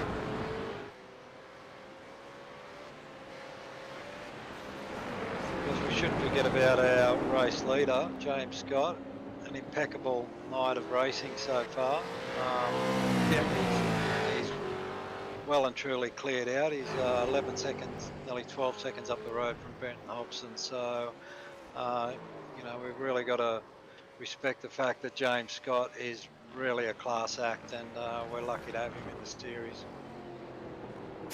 Yeah, he's a class driver, running in the top 10 in the Logitech G Pro Series, and shows that with his consistent lap times that he does here. Looking forward. Of course, that series only 2 rounds in, so looking forward to seeing what he can do the remaining 7 rounds in that series. Probably a guy in the last 2 or 3 seasons of this series being away due holidays and other commitments hasn't strung a full season together. But if he can string a couple of more weeks like this, he will definitely get himself in the books as, I think, a well-deserving champion.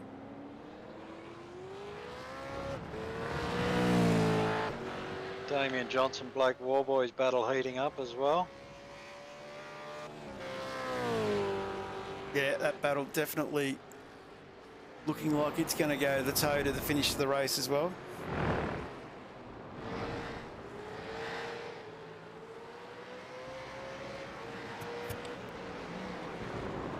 Yeah, definitely battling away. We've got a car stopped on track.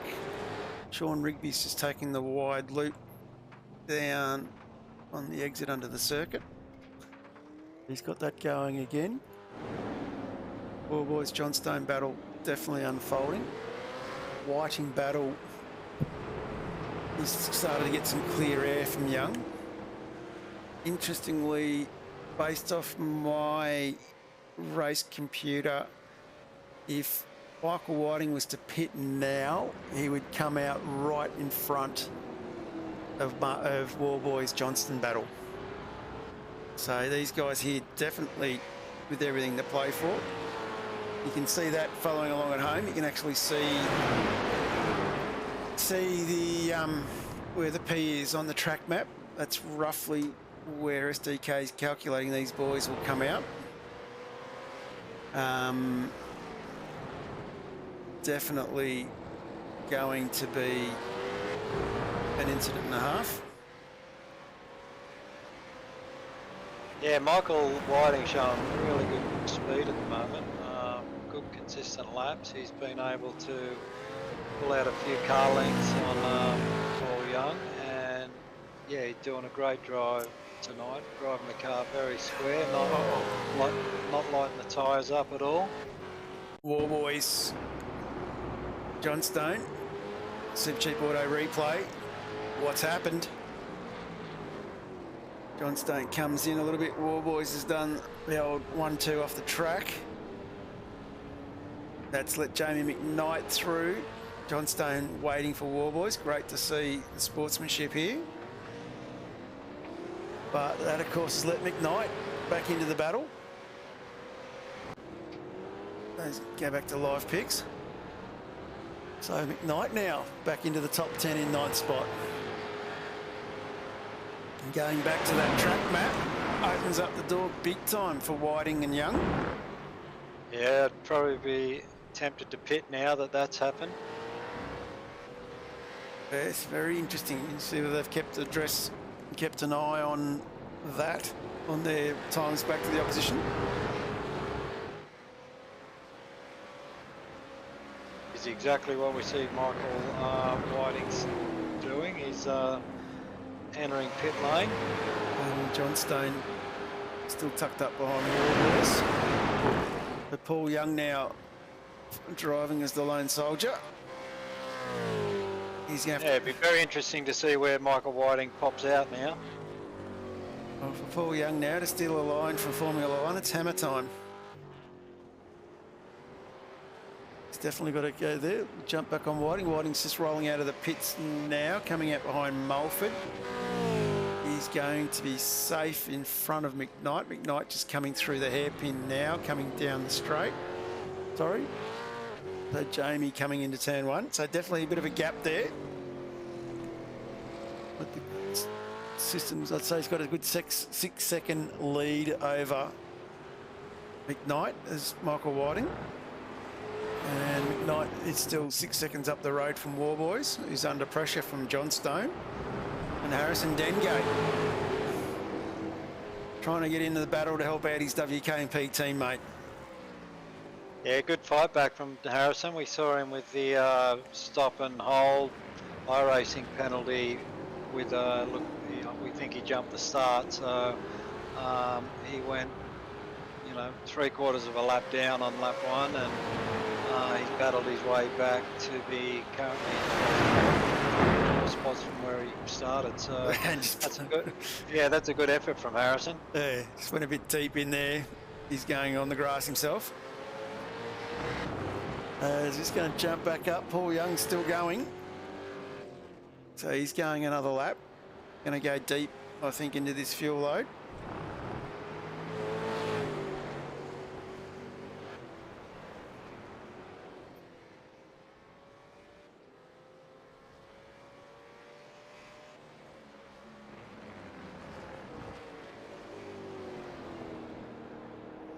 So Paul Young, the man behind Michael Talianchis, is up 11 spots in fourth. I believe Michael won't have to stop again, potentially. He's already made 3 stops. So have a bit of a look at that pit strategy window. You can see Talianchis did that early stop on lap 12. And then pretty much running the same strategy everyone else. So maybe he might have to. In fact, I'd say he probably will have to. Whiting, Dengate, Warboys, Johnston, McKnight. I think we're all right to go to the end. So is Rigby. Of course, with a 13-second lead over Hobson. Scott's got the legs to do it. Another 9 seconds back to Young. 6 seconds back to Talianchich. Tim Mulford's probably the only battle on track at the moment, as he's sitting in behind Michael Whiting. He's made his stop.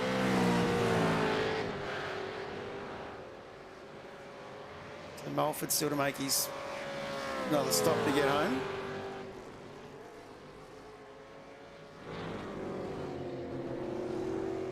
So I think we've got the front 3, Scott, Hobson and Young still to pit.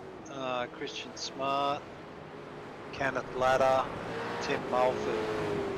I think all them boys have still got to take their stops. Yeah, definitely interesting. Jump on with Paul Young. He's still circulating.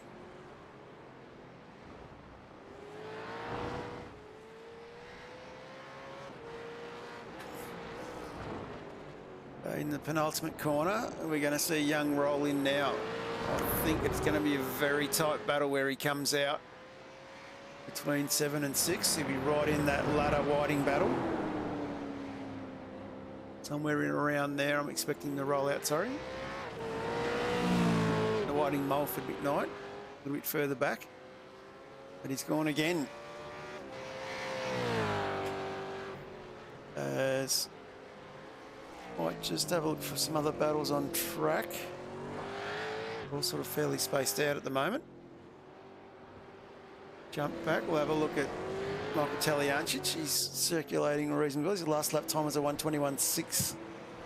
Christian Smart was a 1:21.4, so Christian with a bit more pace at the moment. But still a couple of corners back from Talianchich. As these laps are ticking down, 58 of 74. Just over 16 laps to go, and we're seeing a variety of pit strategies here, which has really kind of thrown the cat amongst the pigeon on this final podium spot. Yeah, definitely very interesting outcome that we've got happening here. Of course, James Scott and Hobson, I think, will be pretty right. Young is where the battle's at, whether he's going to drop back in amongst that pack. At the moment, I've got him dropping in about 0.6 of a second behind Michael Whiting, which is where we were anticipating the battle to be for Young. And of course, the other two we had battling with them was Warboys and Johnstone, but they were involved in that incident a little bit earlier.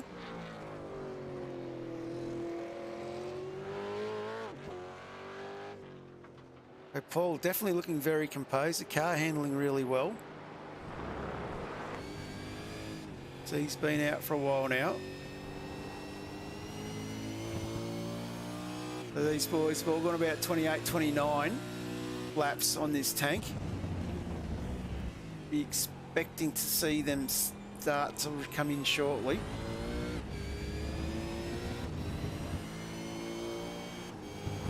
Just watching here, it looks like Young's definitely looked after the car, looked after the tyres.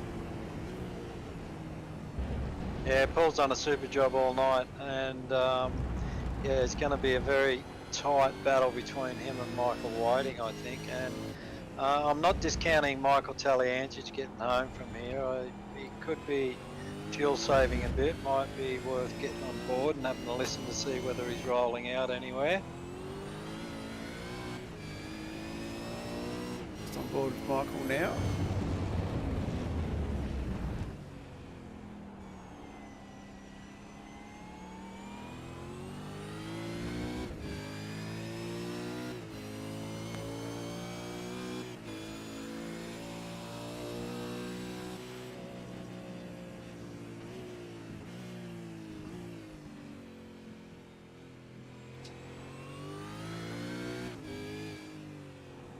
Definitely rolling out a bit.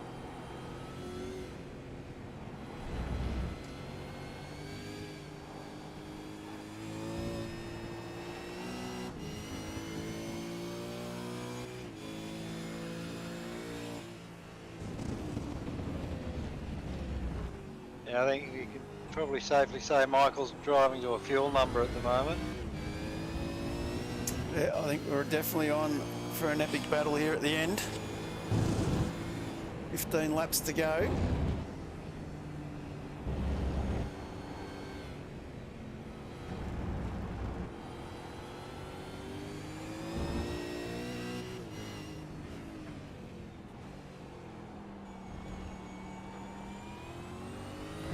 Paul Young still circulating in front there. Yeah, we're down to 14 laps to go, so I don't think he can have too much fuel left in that tank. Nah.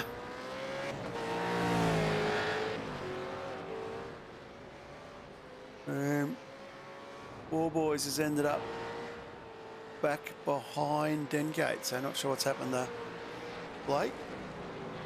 He's got a pass move there, so maybe a little bit of damage from the knock earlier. Only I can think of. Dengate moves into 11th, up 5 spots. Might just check on the People's Champion, Jamie McKnight. He's up 9 spots, sitting in 9th.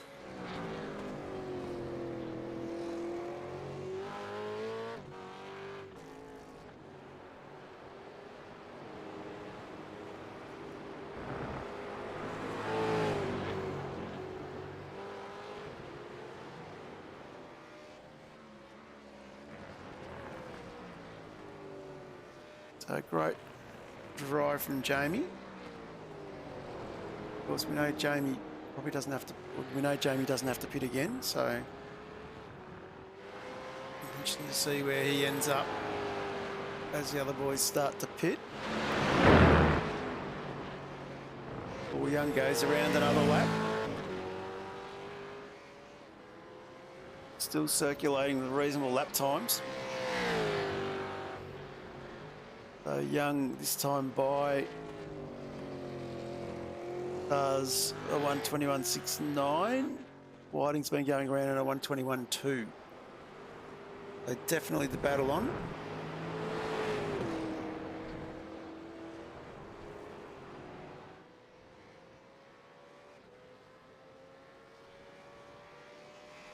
Definitely going to be tight for Paul Young. I think Whiting might have him here.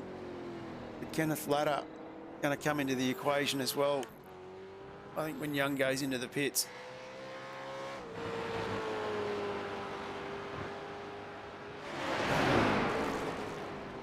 So the off-fuel strategy game definitely under play here. And back on War Boys, this is our closest battle on track. War Boys, of course, the last car in the lead lap.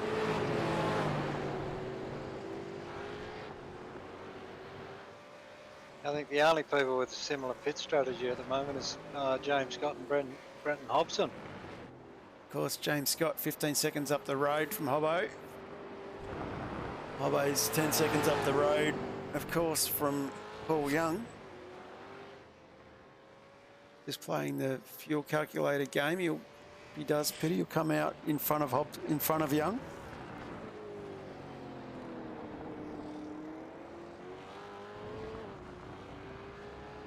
Tim Mulford finally peels off. That'll free up a bit of space in front of McKnight. See how far he jumps up the board. Wait for Mulford to roll out. So I've got to start probably seeing these leaders start dropping into the pits very shortly now.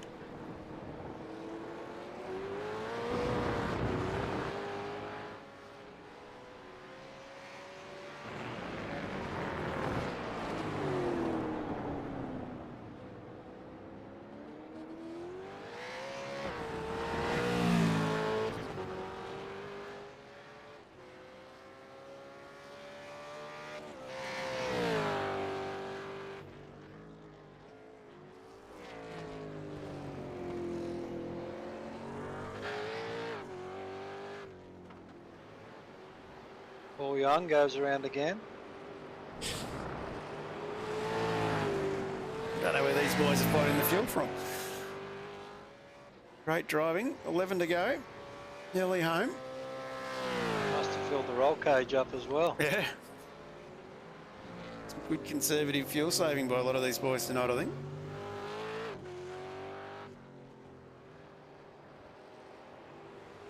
As Mulford gets back out on track behind Warboys in 12th. So everyone's fairly all spread apart at the moment. We're just waiting for Paul Young to come in from his pit stop, just to see how he sits between Whiting and Ladder. So Young, when he pits, should come out, I think, in 7th. And I think we probably need to see Smart Taliacic pit again as well. So, but we're just basically getting down into splash and dash territory. And maybe these guys have managed to maximise the fuel range of this tank. Better fuel saving drivers than me. Likes that's hard, everyone says. Yeah, well, I think Michael Taliancic is probably one of the best in the business at fuel saving, along with Jamie McKnight, and of course one of the Fishy boys who's not with us tonight is a very good fuel saver as well. Oh, Blake Delaney. Yeah, Blake Delaney is renowned for making up quite a few positions on his ability to save fuel and yeah, shorten his pit time. And Sean Rigby off into the weeds on the final corner. Gets it going again, so I'm not going to see a late safety car. Bengate and Warboys. A bit of a test session by the looks. As James Scott, our race leader, 15 seconds up the road from Hobbo, still going around. About to start lap 66 of 74. The ticker starting to wind down.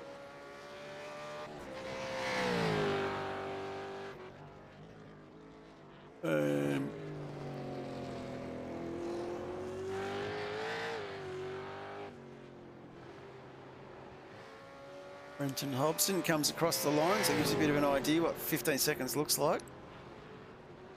Then we go back a little bit further. Here comes the man going another lap himself again. Here's Paul Young. And try and get that scope again. Here comes Taliancic down the start-finish line as well. The 121.5, so he's catching Young slowly. Christian Smart's the next man coming through. And then the next bloke, Michael Whiting. So it sort of gives you a bit of a visual picture of how far everyone is sort of spread apart at the moment. And of course, Kenny Ladder's the next one. Here, Kenny doing big fuel save as well there. And McKnight Yeah, I mean, not far behind him.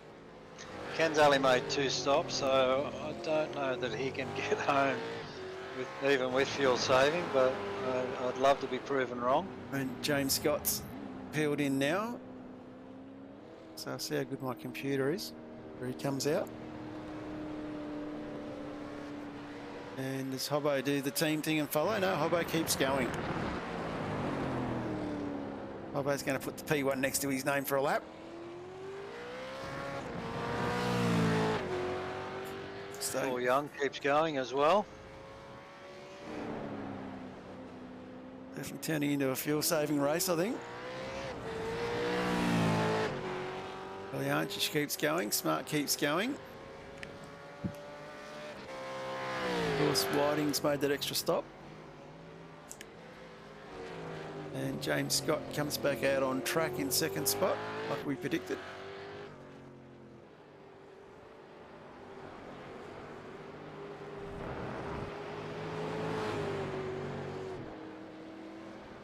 It definitely spread out a bit at the moment.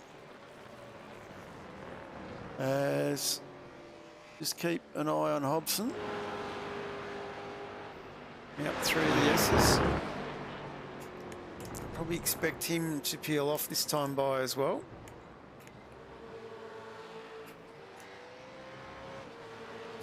Of course, James Scott 6 seconds back. It's just pitted, so he'd be full of fuel with new tyres. So even if I low his fuel saving, I'd be a bit of a struggle, I think, of what will probably be a 1.5 lap quicker of Scott. As he goes again, Hobson.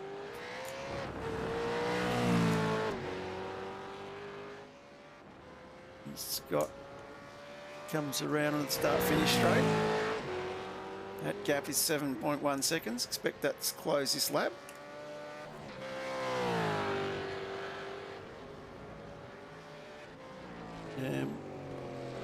Paul Young goes again. I'd say Young and Taliancic definitely driving the fuel numbers. I'd say Smart's probably doing the same. I'll be interested to see if Whiting can close that 6-second gap down a bit as well. So Whiting did a 1:21.6 that time by. Smart was a 1:22.3. So these boys with fresh gear, we should see whether they can push on. McKnight up 10 spots into 8th.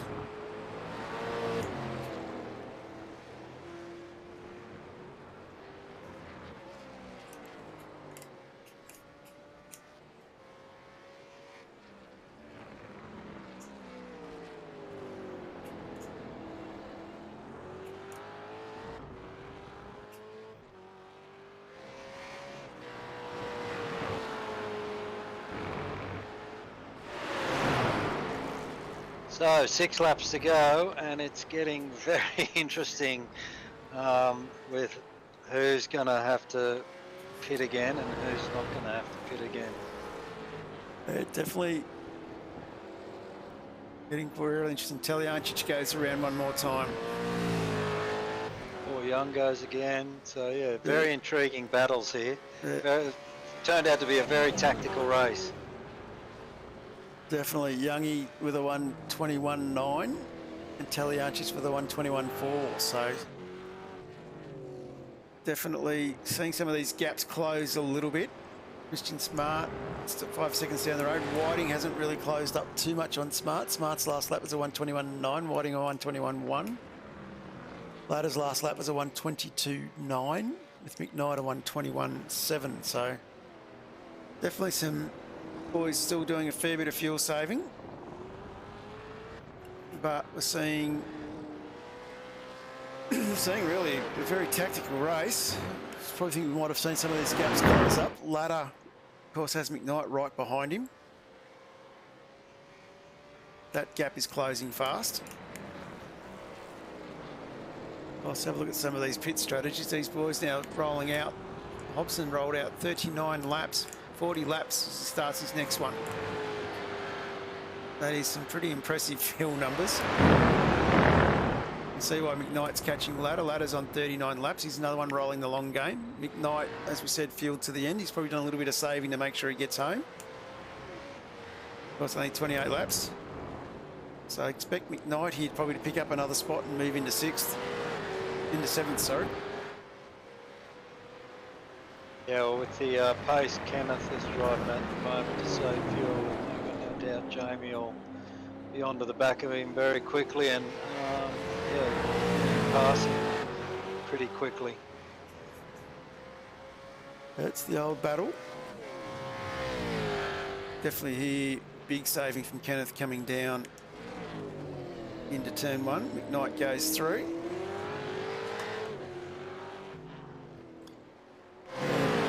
Warboys and Mulford on the back of this battle pack here. Warboys still tucked up behind Dengate. This, of course, the battle for 10, 11 and 12.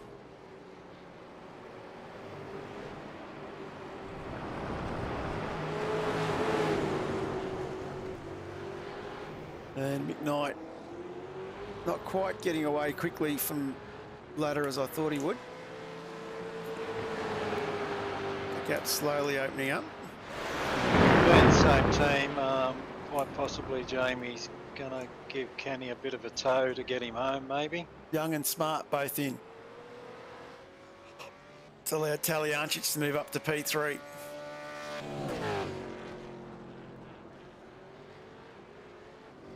So having to see. Paul Young coming out now, and I think he'll be pretty close to Michael Whiting, I think. Right, Whiting's rolled through.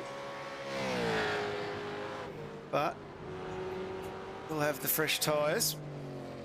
Need to do some quality pace laps now to try and close that gap though. It's only 2.4 seconds. Yeah, only 3.5 laps left. to go, though. Yeah, it's going to be a struggle.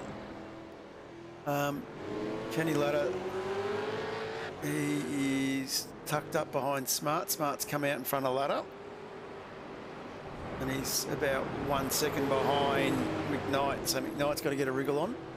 Wants to hold that spot. Hobson's still circulating.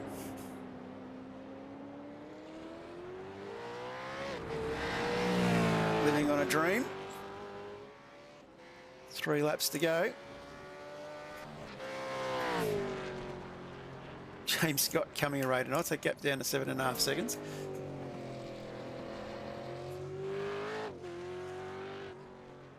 And Mulford has got past Warboys. Brenton Hobson has to pit again. Taliancic is within striking distance, I think. For Hobson. Yep. Yep, definitely. Hobson pits, Taliancic should be in, will take P3. Definitely going to be an intriguing finish. Yep, 2.5 laps to go. Let's jump on with Scott. Scott's not going to close that gap. Michael Whiting and Paul has had an off. I'm not sure what happened to Whiting there. That's a shame. He was having such a good race. Yeah, Supercheap Auto replay. He's just lost it himself out in the marbles. That's very disappointing. Gets it going again. Hugely frustrating. Jamie McKnight now under a bit of pressure from Christian Smart. With 2 to go now as Hobson crosses the line. Now, I'm sure Hobson was in the team chat with James Scott saying, yeah, you pit this lap, I'll pit next.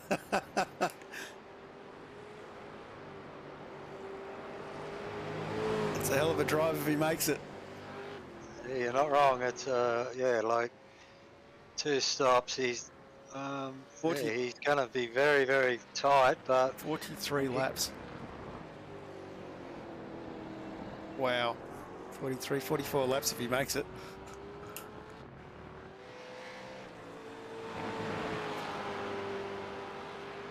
Just proving you don't need fuel in these cars.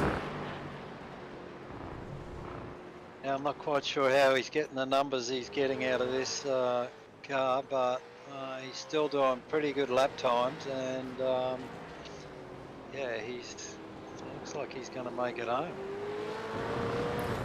About to find out. James Scott hasn't closed that gap too quickly. Damien Johnstone though, he's tucked up behind Kenneth Ladder now. So he might be able to sneak up a spot. McKnight under a bit of pressure from Smart, but I reckon McKnight would have enough in the field, enough left. Whiting, he's got himself going. He's in that battle there with Warboys and Dengate, or sorry, and Mulford. We're on the last lap here with Brenton Hobson in the lead. Surely this thing's going to cough. Got a bit of a gap here. We might just jump on board to see if we can listen to what's going on. Definitely coasting. I suppose he knows how fast Scott is behind him. He's got 8 seconds there. He can lift and coast a fair bit. As we can hear coming into the S's.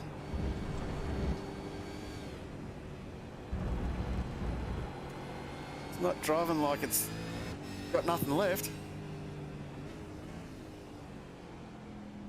Wow.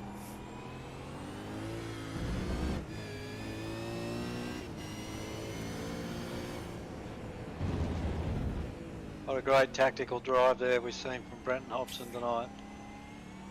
I haven't heard it cough.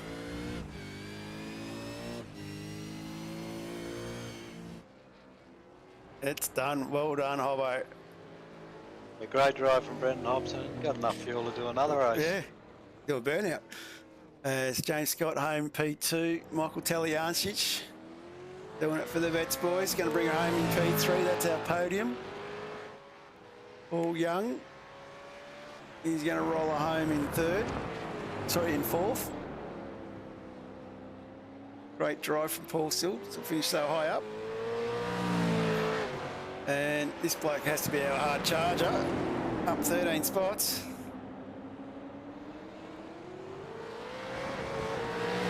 Jamie McKnight. You have to go with that one, I'd say. Yeah, definitely the hard charger tonight, although Michael Taliancic with an honourable mention as well. But yeah, Jamie McKnight using his tactical nous there to maximise in his result tonight. Yeah, fantastic drive. And then, of course, after that, we've got a few cars going everywhere. In front of these boys, we've got War Boys. He's going to come home behind Whiting in 10th. That rounds out our top 10. Gendate, Ladder, and then Sean Rigby. So, very tactical race, very difficult race, but some great driving from Hobson has seen us get to where we need to be tonight. I think Hobbo's got to be pretty chuffed with his results. Grab James while we wait here. I've got a work commitment I got to go deal with very quickly, so we'll do these interviews quickly. Hi, James. How you going? Not bad, yourself. Ah, good, mate. P2. The only question Mark and I have got was Hobbo in the chat saying, oh, if you pit this lap, I'll pit next. Nah, I'm pretty pissed off at that, to be honest. I don't know, it's pretty unacceptable, really. Yeah. He did that or not? No, he didn't. I don't know, he didn't really talk much at all during the race, so I didn't really know what he was doing. That's fair enough. That was yeah. remarkable fuel saving by him. He's gone 44 laps on a tank. Yeah, I've always said I hate fuel saving. It's shit, boring. I just want to drive fast, so I'll never fuel save for 35 laps. Yeah. Even if it is the best strategy, I just put me to sleep, really.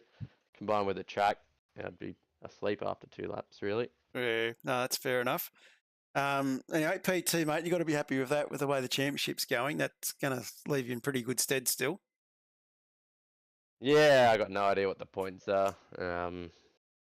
Hopefully I can make some more rounds than I have in the last few seasons. I've always been able to make the first few, but I haven't really been able to make all of them, or at least most of them, with the drop rounds. So, yeah, I don't know. Hopefully, yeah. do something like that, but I don't know.